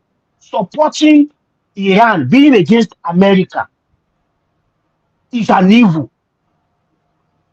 It's an evil. The reason, no, no, the reason being that for 47 years, these people have no brain. All they have in their brain, they can't sort out economic problem. They can't sort out the well-being of their own citizens. They can't they can't create jobs for their citizens so that they can live comfortable. They are living under $5 in Iran for 47 years. Their life always, they are living a miserable life. At the end of the day, what the leaders, the same mentality that the Fulani has is what they have there. They are saying death to America, death to Israel for 47 years. The same thing the Fulani has been doing. We will Islamize you up to today. Since they came to Nigeria, since it's all about Islam. That's why you see the northern part of Nigeria, they are not growing and they will never grow because that mentality only stays in their head. When they have kids, the only thing they teach them is how you will be reading Quran, and you don't know any other thing. You don't know how to do anything in life than that Quran. And that's what they want to bring to us. We are civilized people. We are not, we are civilized people in the southwest. Thank you. We don't sleep with cows. So they shouldn't bring that. Thank you. Excellent, thank you. So, Dr. Katch, just to wrap up this conversation about religion and all that, what do you think it is about the religion that makes it a bit, that makes it look like it kind of encourages violence in one way or the other? Because a lot of people don't talk. I don't get different videos of some people talk, say, oh, a part of the Quran say, anybody we know believe in Allah make you, or we know be Muslim make you kill them and all that. Some people say no, those are just propaganda. And it may not be true that any religion would actually ask for any other person's blood to be taken. I don't know. Let me take your thought on it very quickly, because there's also this video that was trending recently of a particular imam, from, I don't know if it's Saudi Arabia, one of this was South. Let's take a listen to him. He did say something. It's part and parcel of Islam. Terrorism is part of the deen of Islam. Yes. Allah said in the ayah, وَعَدُّوا لَهُمْ مَا اسْتَطَعْتُم مِّن قُوَّةٍ وَمِنْ رِبَاطِ الْخَيْرِ تَرْهِبُونَ بِهِ عَدُوَّ اللَّهِ. To terrify the enemies of Allah, we should prepare ourselves. Al-i'dad al-jihad, prepared to go to jihad, is fard wa ayn on the Muslims, on the males like us here. That's why you should teach your son how to ride, how to shoot, because it's the sunnah of the Nabi Muhammad sallallahu alaihi wasallam, and it's fard on you as a father to teach him how to become a mujahid. It's not some new phenomenon to kill the enemies of Allah. And you may say to yourself, no, they're innocent. No kafir is innocent. Innocence, this, abriya is only for the Muslims. No kafir. Did you hear that? That innocence is only for the Muslims, and that terrorism is in line with Islam. That Allah says, kill anyone that does not allow. I don't know, but let me take your thought really, because this is becoming something else, and people are beginning. And if this is the case, our Yoruba brothers who's been living in peace, really, what do they need to do to ensure that they go back to the way they've been living together and practicing their religion peacefully? You need to understand the Fulanis are sponsoring all this, so that if anybody wants to do an honest interrogation of the country, they will probably be fooled to think that the Fulani Yorubas are also extremists. No, they are not. Yorubas are not religious extremists. They've never been known. We know our history. We know what has happened before now. How come it is when the Americans are accusing the Fulanis of this, that suddenly the Yorubas didn't work with the Fulanis and now beginning to damage Yoruba image in this form? But then you will also tell yourself, it was Yoruba Muslims that were also encouraged by the Fulani to start voter suppression in Lagos. They did that. Oh yes. Don't forget, what the Fulanis in power, they looked the other way while the Yorubas were doing those things, voter suppression. That was not normal. We've never seen that before in Lagos. So, and it was violent. So the Fulanis who were in government just kept quiet, looked the other way and told them to go on, do what you can, nothing will happen. And they allowed it to stay. So you are now seeing it again repeat itself. Why? Hello. Oh, here too. Hello, Dr. Katch, are you there? It is not. It is what we are seeing is very bad. It's not good for the country, and I think whoever is doing this should understand that we know ourselves. We will not accept to be painted in this way. We believe what they are doing is wrong. We condemn it, and it is also left for the Yoruba leaders to come together and seize control of the spaces where these anarchists are using in Yoruba land to display this kind of unacceptable antisocial behaviors. All right, sir. So the community has to wake up and correct this impression. All right, sir. So Dr. Katch, there was something that Mike Arnold said. He did say that President Bola Ahmed Tinubu may face life jail time. He may be taken to International Criminal Court for presiding over genocide. And others are insinuating that, oh, President Bola Ahmed Tinubu will be ready. He's going to be, if he wins second term, he could be lifetime president if something serious no come out. Can you speak to this conversation while I've opened the phone lines? Nigerians phone lines are open 0817029477, or you click on the link on the pin post and it will bring you straight to the studio. Let me get your thought on this, sir.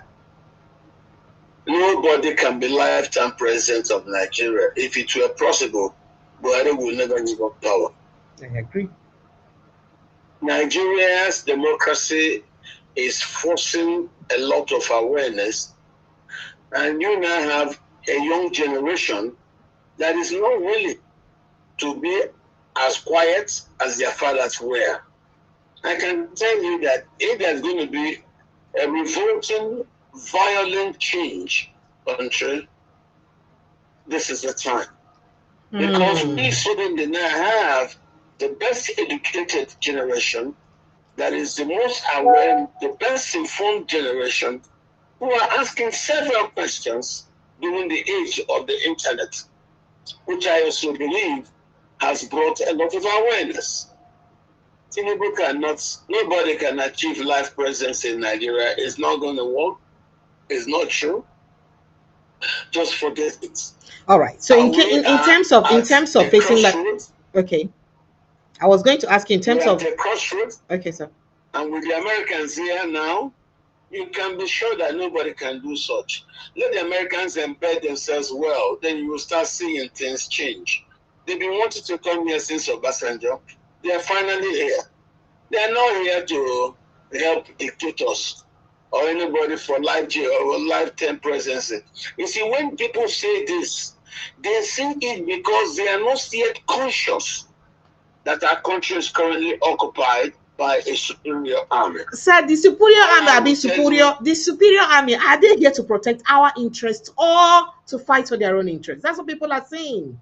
Are they here to really help us? They are here to help us construct a better society. You think so? America will want you to be better. If you're better, how would they benefit? So. I know so. I know so. How do you think it benefits America for Nigeria to be better? Are behaving like they do not know what's going on, and you can't blame them.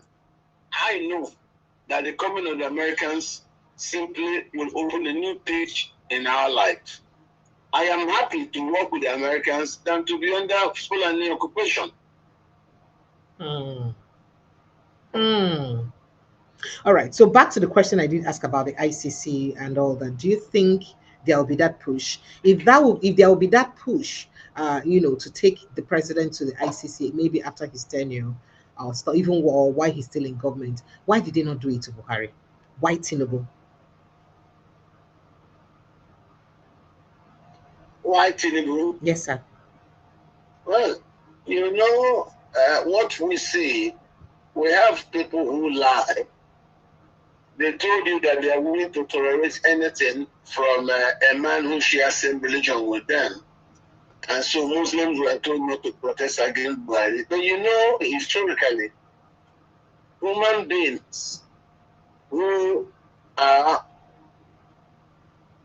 working with knives are very wary of anybody with knife. Human beings who supported nepotism under Buhari are not going to accept nepotism from Tinubu. But I condemn Tinubu and his nepotism. And these same human beings are the ones who now have done a coup. The military coup was arrested. So if they cannot tolerate Tinubu, they can tolerate Buhari. As I said earlier, Tinubu and Buhari are on the same course, as Tinubu has said that he will continue from where Buhari stopped. Yet, they allowed and accepted those behaviors under Buhari. They won't accept nepotism. And same thing, I talked to them on the golf course 2 days ago. A former governor was telling me how people will rise up against Tinubu because there's killing in the middle belt. And I asked him, I said, but when you were a governor, the same killing occurred. Why didn't people rise up against Buhari? He said, no, times have changed. I said, really? He said, yes. I kept quiet. And we continue playing over 18 votes. So do not listen when you hear these Nigerians parrot this nonsense they are saying. For me, as I said before, we are having this rough life because we deserve it. When we condone nonsense, of course, nonsense will come to stay in us. But I can tell you that the country is not very good right now. I can tell you, yes, you're right. Tinubu could rightly be accused of having presided over genocide, no matter what he says, despite his denials. I find him complicitly involved in a genocide. It's difficult for him to take himself out of that. So I thank Mike Arnold for his work. May God bless him for his intervention in our country. He's going to add voice to the ones who've been trying to scream like we're lone voices. I also commend and congratulate Nigerians who are now waking up from their slumber. I curse and condemn those who are continuing to deny this very dark period in our country's history. But I know nothing lasts forever. As they said, every day the owner of the house, this day now is for us, the owner of this house. All right, thank you, sir. Let me quickly bring some people in to ask questions. Good evening, MC. Good evening and welcome. Please go straight to the question, please. Good evening, Precious. Good evening, Dr. Kaisha, and good evening to your viewers as well. Thank you. Uh, I will go straight to I will go straight to the question, but I need to tip in some stuff before I continue. Okay, I don't want please. you to take our time. Just hurry up. Go ahead. I'm not taking your time. You Go ahead. see, I know in the past few days, yeah, I could say, Precious, these people are watching. They are watching these programs. I could say the How did you people in know? government. I'm coming because some things I've been seeing for the past few days now. You know, Mm. we've been measuring that when we talked about palliative. That's when the citizens complain about things are not working. All you see, rice, rice, rice, rice. I watched now for the past few days now. They've been trying to dispute that rice, and some of the people are now rejecting that rice and everything palliative, That some which are still some, receiving it and thanking the oh, president. yes, Why some some are are rejecting receiving, and saying no? some are rejecting. So that's to tell you that they are waking up. The consciousness, as in, is that they begin to get it now that these are not the way things were supposed to be. So that's for that. So my question now is that, like I said before, that Abure Accord or the way the British hand over Nigerians to our then leaders is the best way to go. That's just the best way to go because this whole thing now, at least every region can have is their own securities, can put things in place, can start doing things for themselves, and they would this one will know everybody would know who is who in the society, so that these criminals can all be flushed out. So that's for that. So my question is this: that I saw a video today regarding the Senate president here rejecting some of the members that went to defect to the ADC. In fact, I hear that. I hear that. In fact, that was going to be my other life. You know, I'll do a life where I give you guys breakdown of what's going on. I just wanted to finish it Okay, off. As a matter of fact, I hear that in Baribi may face that the and Senate is likely to declare. Kingi Bay as well. Yes, that they are likely to declare their seats vacant That's because it. they defected. And I'm saying that, excuse me, we've had Okay, tons and tons of people defect to APC. So why have you guys not done anything about it? good. All this one. Go ahead, So please. now you could see that as well again. Now they are trying to bring in a law again to see if they can trap Peter Obi. So I saw that same law which Not regarding if you about are you into cannot belong to two parties at the two same time. parties or anything or thereabout. So you could see that it's like these people, they sleep, it's all Peter Obi. Nothing more, nothing less. They are restless. Because I don't know what, in short, like I keep saying, the Nigerian people need to wake up and start demanding for what belongs to them and chase these criminals out. These criminals, they all need to go. That's for that. Okay. So if I may put a question to Dr. Cash, like, what, as in, what is his thought regarding regarding what the way the nation is now, right? The way everything is going now, what he thinks that Nigerians can do to start resisting this evil that these people are penetrating on Nigerians. What he thinks that Nigerians can do. All right. So Thank you, Dr. that's the Would, question. Yeah. would you like to react to that, Dr. Katch? Yes, what we can do is very easy. Continue where we are. Some of the leaders at the top of the chain are the people who have been frightened. You saw what Showore did today. He went to Aba and led a protest. Yes. You see, that protest Showore did in Aba, and the crowd was is massive. good. If it continues, a lot will come from it. Societies change, not out of plan. No. When people get frustrated, do things that they never ever dreamt of doing before. Let us continue.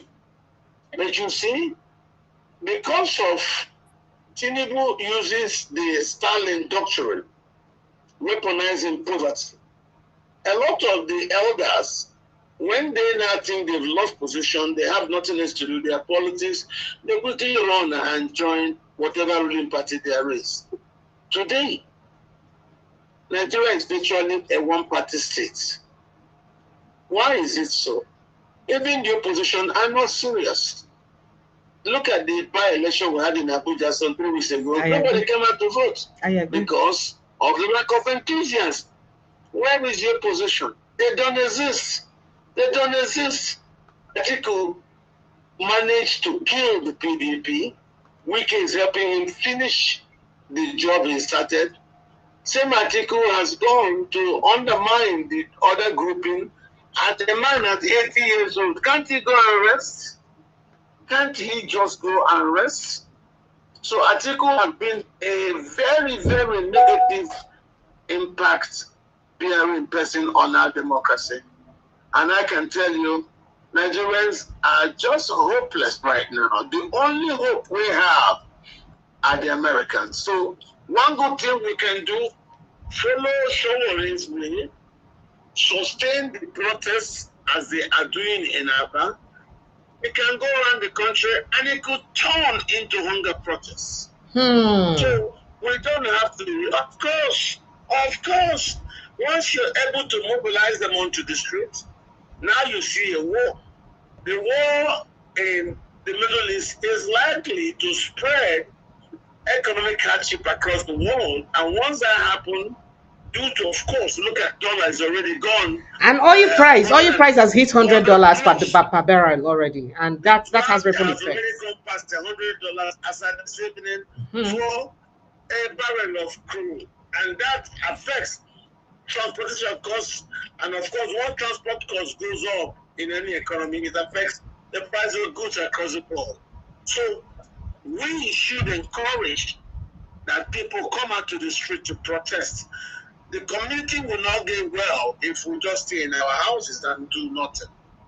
We have to organize. We have to sensitize. We have to show that we're not happy. With the Americans in the country, nothing will happen to protesters. I can give you that as a good story. Are you serious? Since the Americans are here now, nobody will shoot at protesters. Why do you think so? Because the last time Americans were here and they tear gassed people who came out to protest against Omahi. They tear gassed. However, they retracted and said, in fact, the National Assembly was to start probing the tear gas. They talked about it, but they tear gassed people. And the Americans were here when it happened, sir. Tear gas is nothing. Tear gas is meant for crowd control. And we know how to pick up. Today we did tear gas during the time of Abiola protest, June 12 protest. I was in Ikeja. They throw off tear gas, we pick up the tear gas, we throw it back to them. So those things are nothing anybody should be afraid of. We'll be on the streets and we know the streets, we know how this thing works. If it's tear gas and they won't shoot us or arrest us for protesting, then we can take on tear gas. We can control tear gas. We can live with tear gas. We know how to undermine tear gas. So let Nigerians make up their mind to change this country. There's not going to be election. Tinubu will not allow election. You know that. Tinubu will not allow election. Did you know what? Did you hear what he said? That politics is sweet when you're winning. He said, I said, did you hear what he said? That politics is sweet when you're winning. no. If you win, clean and fair, yes. Not when you win, when you muzzle everyone down and you refuse for opposition to exist in the country. Thank you. There is no opposition today in Nigeria. Thank you. That's just a fact. Thank you. Thank you so much. Hello, good evening and welcome. I'm Marvelous. I hope that answers your question. I appreciate you. Yeah, I want to quickly trip something again, please, if that's possible. I have somebody already on the line. Okay, let me wait. Finish with the person. All right. Good evening and welcome. So, what's your name? Where are you calling from? Hello. Yes. Good evening. Yes. Good evening, sir. Welcome, sir. Yeah, how are you doing? I'm still inside the. How are you doing, sir? Welcome. Good to hear your voice once again this night. Thank and you. good evening to Dr. Katch. This is Dr. Deployer. You're welcome. Go ahead. Yeah. Please, I just want to, still add my voice to what Dr. Katch is saying. And then I'm getting an information that Showore's bail will be revoked. I don't know how true that is. Probably because they've seen him demonstrate or lead demonstration. They will still release him again. Don't worry yourself.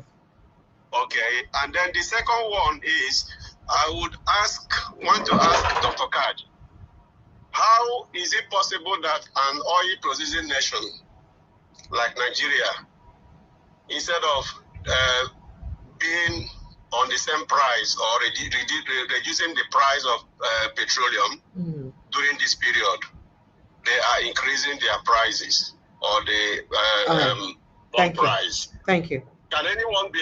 Is there any nation in the world that produces petroleum at this point that are increasing their own price apart from non-producing nations? That's my question. Thank you very much. Thank you so much, Dr. Katch. Would you attend to that very quickly? I mean, if you can, sir. Yes, I heard it. You will have to understand that the oil we produce has been taken from us. We are told that Buhari must get the oil, must get the even future productions we've used it to borrow. That is the ones we've not drilled yet. We have borrowed with some of those. Yes, we are told that the one we have not yet produced have been sold ahead by Buhari. Is that not what we are told? We heard that. And that the thing being produced now, we have nothing to it, and that's why Dangote has to refine imported crude. So if he imports crude and there are international situations against imported crude, of course it will affect him. That's why he's doing that. Our problem is gone. Even as Dangote is doing what he's doing, I'm aware he was able to last month satisfy about 92% of local demand for fuel after he refined. Now the question is, where does he get his crude from? If he buys the crude locally, then the government should understand that he should buy in Naira, and if he buys in Naira, he should not then be giving us the international prices. But if he imports his crude and refines, of course, international price fluctuations will also affect his own acquisition of crude before he refines. And that's what it is. So if he imports crude, imported crude will of course suffer the same international pricing that are now affected by the situation in the Gulf of Suez. And so I don't think we have to blame them because for that. It's the government that we have to blame. Thank you. Thank you so much. Marvelous. Please make it quick. Okay, thank you. You see what the last time I also said that the young ones that are coming up, that we need to start protecting those young ones and start educating those young ones as well. Because these people, their target are the young ones that are coming up. You could see someone said here now that these people, when they invaded the Yoruba land now, they keep asking for the young girls, the indigenous of those there's young girls at the indigenous of those places. Why are they trying to do that? By the time they start that they start reproducing, they will say these people are from that place, as in they are from that place, like they said, Fulani, Yoruba Fulani. So these are all part of their ways, which they see, which they try to see if they can infiltrate other regions and all that. That's the reason why these people that are there, they need to start protecting these young ones and start educating them to enable the people chase out these evils out of those or out of these old regions, because no regions in that country now is safe. So that's what I wanted to add to what Uh, I've said before. So that's thank, it. Thank you thank, very much. Yeah. thank you so much. I Yeah. appreciate it. T.Y. Danjuma, good evening and welcome. Just go ahead, sir. Yeah, good evening, Precious. Good evening, Dr. Katch, and good evening, Yoruba Nation. Thank you all. Good evening, viewers. Thank you. You posted a video of an Islamic cleric who was saying to us that Encouraging terrorism. yeah, In fact, proving to us that terrorism is somehow enshrined in the Quran. It's not. that is true. That Hmm. is true. Quickly, I'm going to give you evidence, and people can look it up. First of all, I'm going to give you 5 chapters in the Quran where it is stated explicitly stated. Quran chapter 2, verse 191. Quran chapter 8, verse 12. Quran chapter 9, verse 5. Quran chapter 9, verse 29. Quran chapter 47, verse 4. But let me read just 3 of them for you quickly. Quran chapter 2, verse 191. Kill them wherever you encounter them and drive them out from where they drove you. That's Quran chapter 2, verses 191. That's the English Are you translation. sure it's in the right context? You know, context matters. Okay, don't worry. Quran chapter 8, Hmm. verse 12. It says, remember when your Lord inspired the angels, I am with you. So strengthen those who believe. I will cause terror upon the hearts of those who disbelieve. So strike above the necks and strike from them every fingertip. That's Quran chapter 8, verse 12. I go to Quran chapter 9, verse 5. And that's the verse of the sword. It says, but when the sacred months have passed, then kill the polytheists wherever you find them. Capture them, besiege them, and sit in wait for them at every place of ambush. But if they repent, establish prayer, give zakat, then let them go their way. Indeed, Allah is forgiving and merciful. I can go on and on. Quran chapter 9, verse 29 says, fight those who do not believe in God, and so on. So what he's saying is speaking from the basis of Quran. That's what he said. Now, if you go to the Hadith, if you go to Al Bakri, Buhari, you will still see when they're doing their initiation, the kind of thing they teach. But that is to say that, it's not, the man is just saying the truth as an Islamic cleric, and it's unfortunate. So this has let me quickly throw a question to Dr. Katch. So Dr. Katch, when Mike Arnold was here, he did say something. He did blame waiting Bioga Abubakar name again. Abdusalam Abubakar, that he's the one who created the 1999 constitution. And because he's a Muslim, he deliberately gave preference to Muslim and Islam in the constitution, ignoring every other religion, including Christianity and traditional worship. What's your take on that? I have said what you're now repeating. I told you that those cascade of coups were used to write that decree, which was last passed as Decree 24. So, and I have said this before. This is not a constitution written by we the people.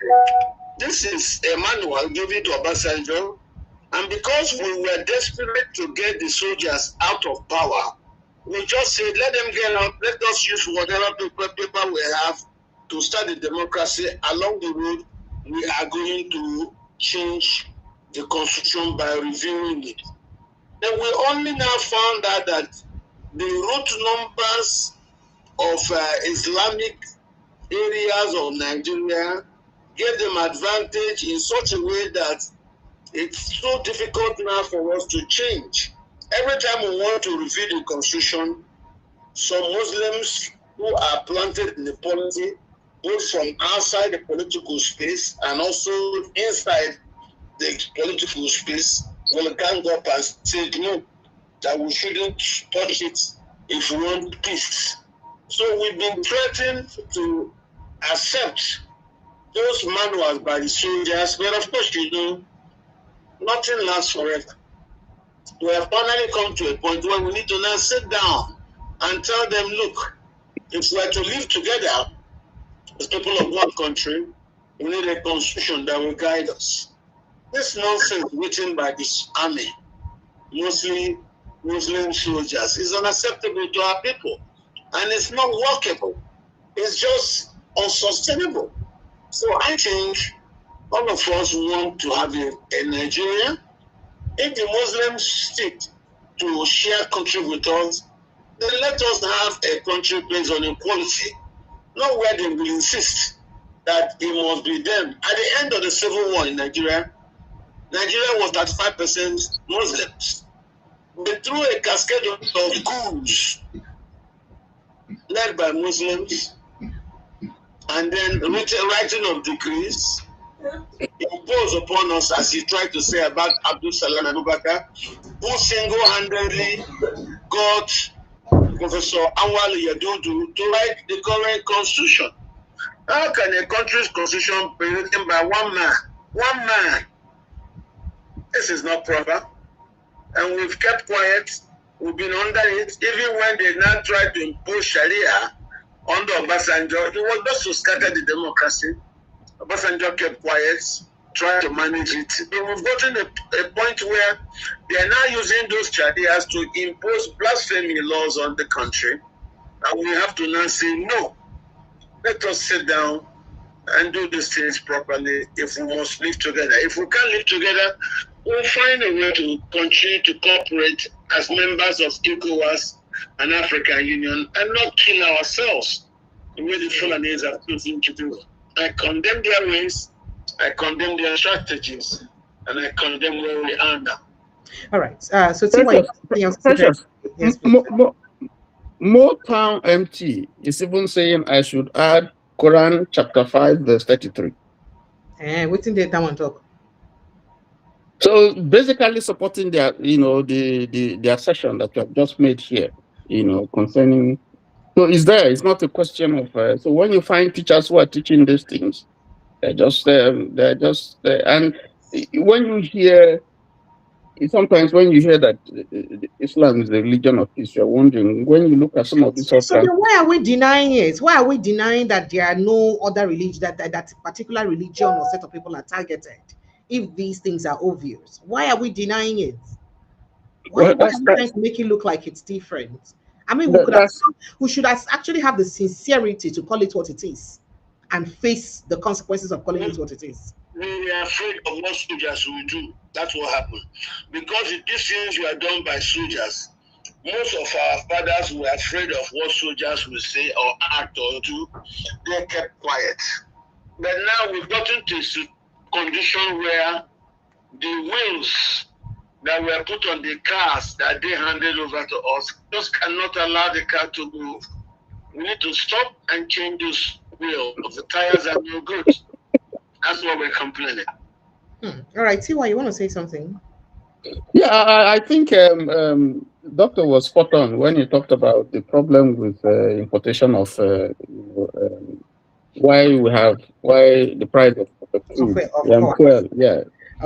gas and that is Dangote in fact, Dangote even gets from, including US oil. Dangote imports oil. There was the naira, the dollar, whatever, the oil for naira deal with him stopped. It stopped a long time. They tried it initially, suspended it, started again, they still suspended it. So you see the problem with our country. It's so many problems.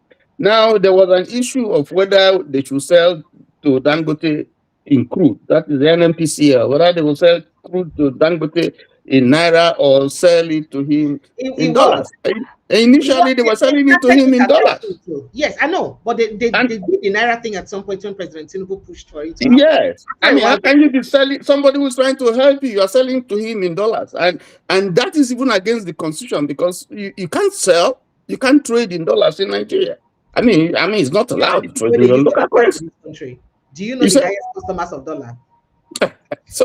So he started importing crude, and then he will import, he will refine, and then he will push some to the domestic market and then sell some abroad, So you see that if he's buying in crude, right now that we have this crisis in the Middle East, of course, he's going to buy at international prices. And that's going to affect eventually when he refines and add this cost and so on and so forth. You never even talk about the risk of transporting the crude in by down into the country.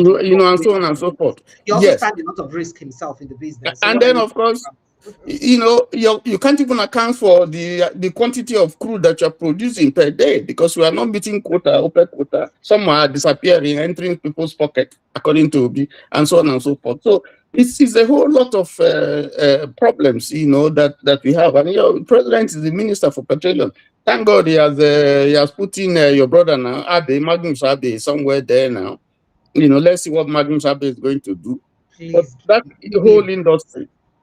That whole industry is a cesspool of corruption. Cesspool of corruption. We need to sanitize those places. Bunkering is still going on. If you listen to people in the Niger Delta, they tell you. Did you know when they said that Tompolo, they stop guys, they come out, they say Tompolo stop them from bunkering, but people they should say see vessel they go, and people they bunker. So it's still going on. Who are those people doing this? How is it thrive? It's a long way to fight corruption for this country. It's crazy. And let me say one other final thing, that I stumbled upon. And this I want to cost up now. You see, nearly everybody or some of those who were involved in the killing that took place in Nnamdi Kanu's home, his rendition, his trial, and his sentencing. Some of them are beginning to pay for it. Nobody from the top. Nobody will pay anything. Okay, hold on now. Make I explain. From the person where say no, go the beg, make a release, and where say no, he can't release. That these people are adults surrounded by a circle. He had the power, he had the authority. Okay, 2, you had Malami, who was his attorney general, who sat over this rendition, who approved it. That politics. Okay. Whether you like him or not, the same politics. So he's going through that trial. You don't go visit that place where Nnamdi Kanu will go. 3, you talk about Asare Dokubo, who was part of it and even said certain very provocative things with his mouth against Nnamdi Kanu and against this thing. The Igbo people, he says that they will kill them the way their forefathers killed them. Yes. What is happening now? He has the university. He has a lot of investments outside Nigeria. He has the university in Benin. The license has been withdrawn. The school has been closed. The parents are after him. He also has the primary and secondary school attached to that university. It's been closed. Okay, they are looking for him. And then the third other thing, is that also has happened. One of those lawyers that was also involved in the rendition, don't buy. And then he said, "You want to remind us, say Israel don't notice Asare Dokubo." And then, very good. And then the other thing, the judge that was dribbling him, Justice Soho of the Federal Abuja High Court, Abuja, the chief judge of Abuja High Court, is under trial too. And now small thing they go settle on that because of saying but you can see that all of them with their hand there inside. But the person who does the sentence God don't get he don't get recommendation to go to appeal courts. He's going to appeal court. James now. He's going to appeal court now. But he don't that right. That's if there's no jailer. Can you imagine a judge where the judge somebody, the judge is now being judged over some money, some kind of money will come from somewhere. James Oboto should not pass the sentence on Nnamdi Kanu, and he's gone to appeal courts. I'm talking about Soho. because I it's agree. James and Motosha and that's all of them they pay now. All of them they pay now. You know, yeah, about the Supreme Court justice we do all the thing when he do. You know, see how he die. You know, see what thing happen to him. What we are saying is that there's the price to pay for injustice, either Yeah, sooner or later. I agree. I agree. Yes, so Thank that's you. what we're seeing now, and it's a lesson for Nigerians to know that all these things when they happen, if they like, may they make sure say Obi no run for election, may they make sure say they remove all those ones who don't cross from this thing to ADC, but the ones who cross to APC, they're okay. If they Thank like, you. or if Thank you, all those Chiwa. where they steal money, Two they go pay. hours not reach. Thank you. May I release Dr. Katch? Thank you so much. Make I Thank just take you. Robinson very quickly. Robinson, you want to say something? Make it 60 seconds if you can. Very quickly, we need to release Dr. Katch. This one they give me 60 seconds now. Wow, I go feed follow. The 2 hours. Oh, sorry. 2 hours. Oh, no vex. I just joined your program. Yeah, sorry, no vex. No vex. You fine for coming late for church. Oh, no. I just a close walk. And I make sorry. I just a close walk. So I have to drive the reach. I see I just link up. Anyway, so I have to see that caption where it say Tinubu go rule for life. I don't understand what that thing they mean. I like. I say, why are we just whining? Nigeria go say, are you whining me? Because this is no worry, Dr. Kai don't say no go say you know go be you see one thing be say sometimes I feel not know Nigeria history from people where like Dr. Katch, all this comments we talk about Nigeria history. It's just like now other class our parents. Now other people now they hear about Nigeria. Nobody tell me about how Nigeria. You know, as our River State been. Nobody. They would say that this Nigeria, but nobody. They never tell you any story. So now tell us about everything. We learn about our history, and mostly by ourselves. No, and they not teach me anything. No, now I learn how to do fishing and all those things. I look at it and I you. I don't know. And I pray.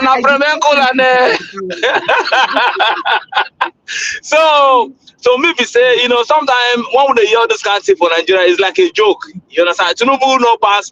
There are a lot of Nigerian history where women don't know reach one level. That man too small to control. You understand? Now the people where they run all this thing, now they will be politicians where they feel say they make caucus. They do this thing. Like I talked before, there is no fear of God among all those people. That's why all these things are happening. Because all these rulers where they now, the set of guys where they now for Nigeria, they are very diabolic. They don't believe. They just use God for lie. They don't believe in God. But I know say a time is coming very soon. I'm not saying Mr. Trump or Netanyahu, but if God won't do one thing, he go see say that man self. Anything if happen, I believe that one because you don't feel hold anybody captive this time. Make God no work for regardless of how he go fast. So before that time. You don't reach when all those guys, something will happen, I know that one. So, but not be Tinubu can never rule Nigeria for life. So that one I joke. Now I just say my contribute with that. Sorry, sir, I joined your program late, my sister. No, have a good night. Thank you. Thank you so much. Yes, my sister. Yes, ma'am. Yes, sir. Let me take your parting shot on all the conversations about Yoruba Nation has left. So let me take your parting shot on everything we've talked about today, sir. I just want Nigerians not to lose hope. They should stay strong. Nigerians are the hear Dr. Katch saying no lose hope, stay strong.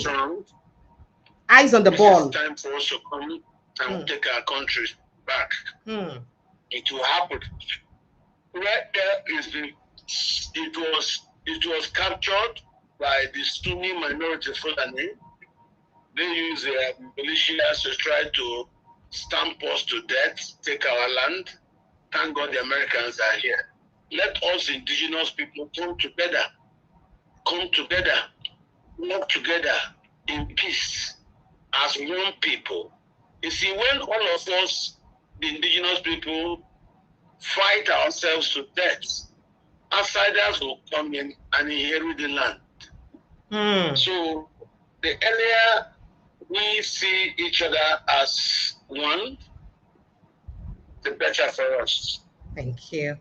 So for me, I am very optimistic that it's possible that we can sit down, restructure the country into a confederal entity, and we all can live happily ever after. So I believe. Amen. Thank you so much, Dr. Katch. It's always a pleasure to have you join us every week. I will have to look for something to do about this network issue. Maybe we'll talk later for backyard. Whether I get solution, we will give the problem because we want to see your face. Don't worry, we'll resolve it next week. We will. Thank you, sir. Thank you so much. I appreciate you, sir. Thank you so very much.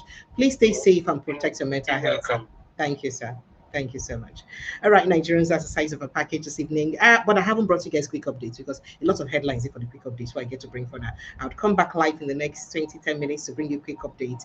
I'd love to say thank you to everyone who's been part of the show. You know, it's always a pleasure to be with you guys now. But protect your mental health because wahala really happen. It is some stories within the headline one I would like it. So join me in the next 30 minutes or less than 30 minutes as I bring you the quick updates. In 15-20 minutes, we'll be done with that update because I need to go do me too. I love you guys and I appreciate you. Protect your mental health. I say again, protect your mental health because he who worries about Nigeria and runs away lives to worry another day. I love you guys stupendously. Yeah. Good night and God bless you for now. Not good night. I cannot say good night because I'm coming back again. So just join us again in the next couple of minutes as we come back. Let me see if I can get this here.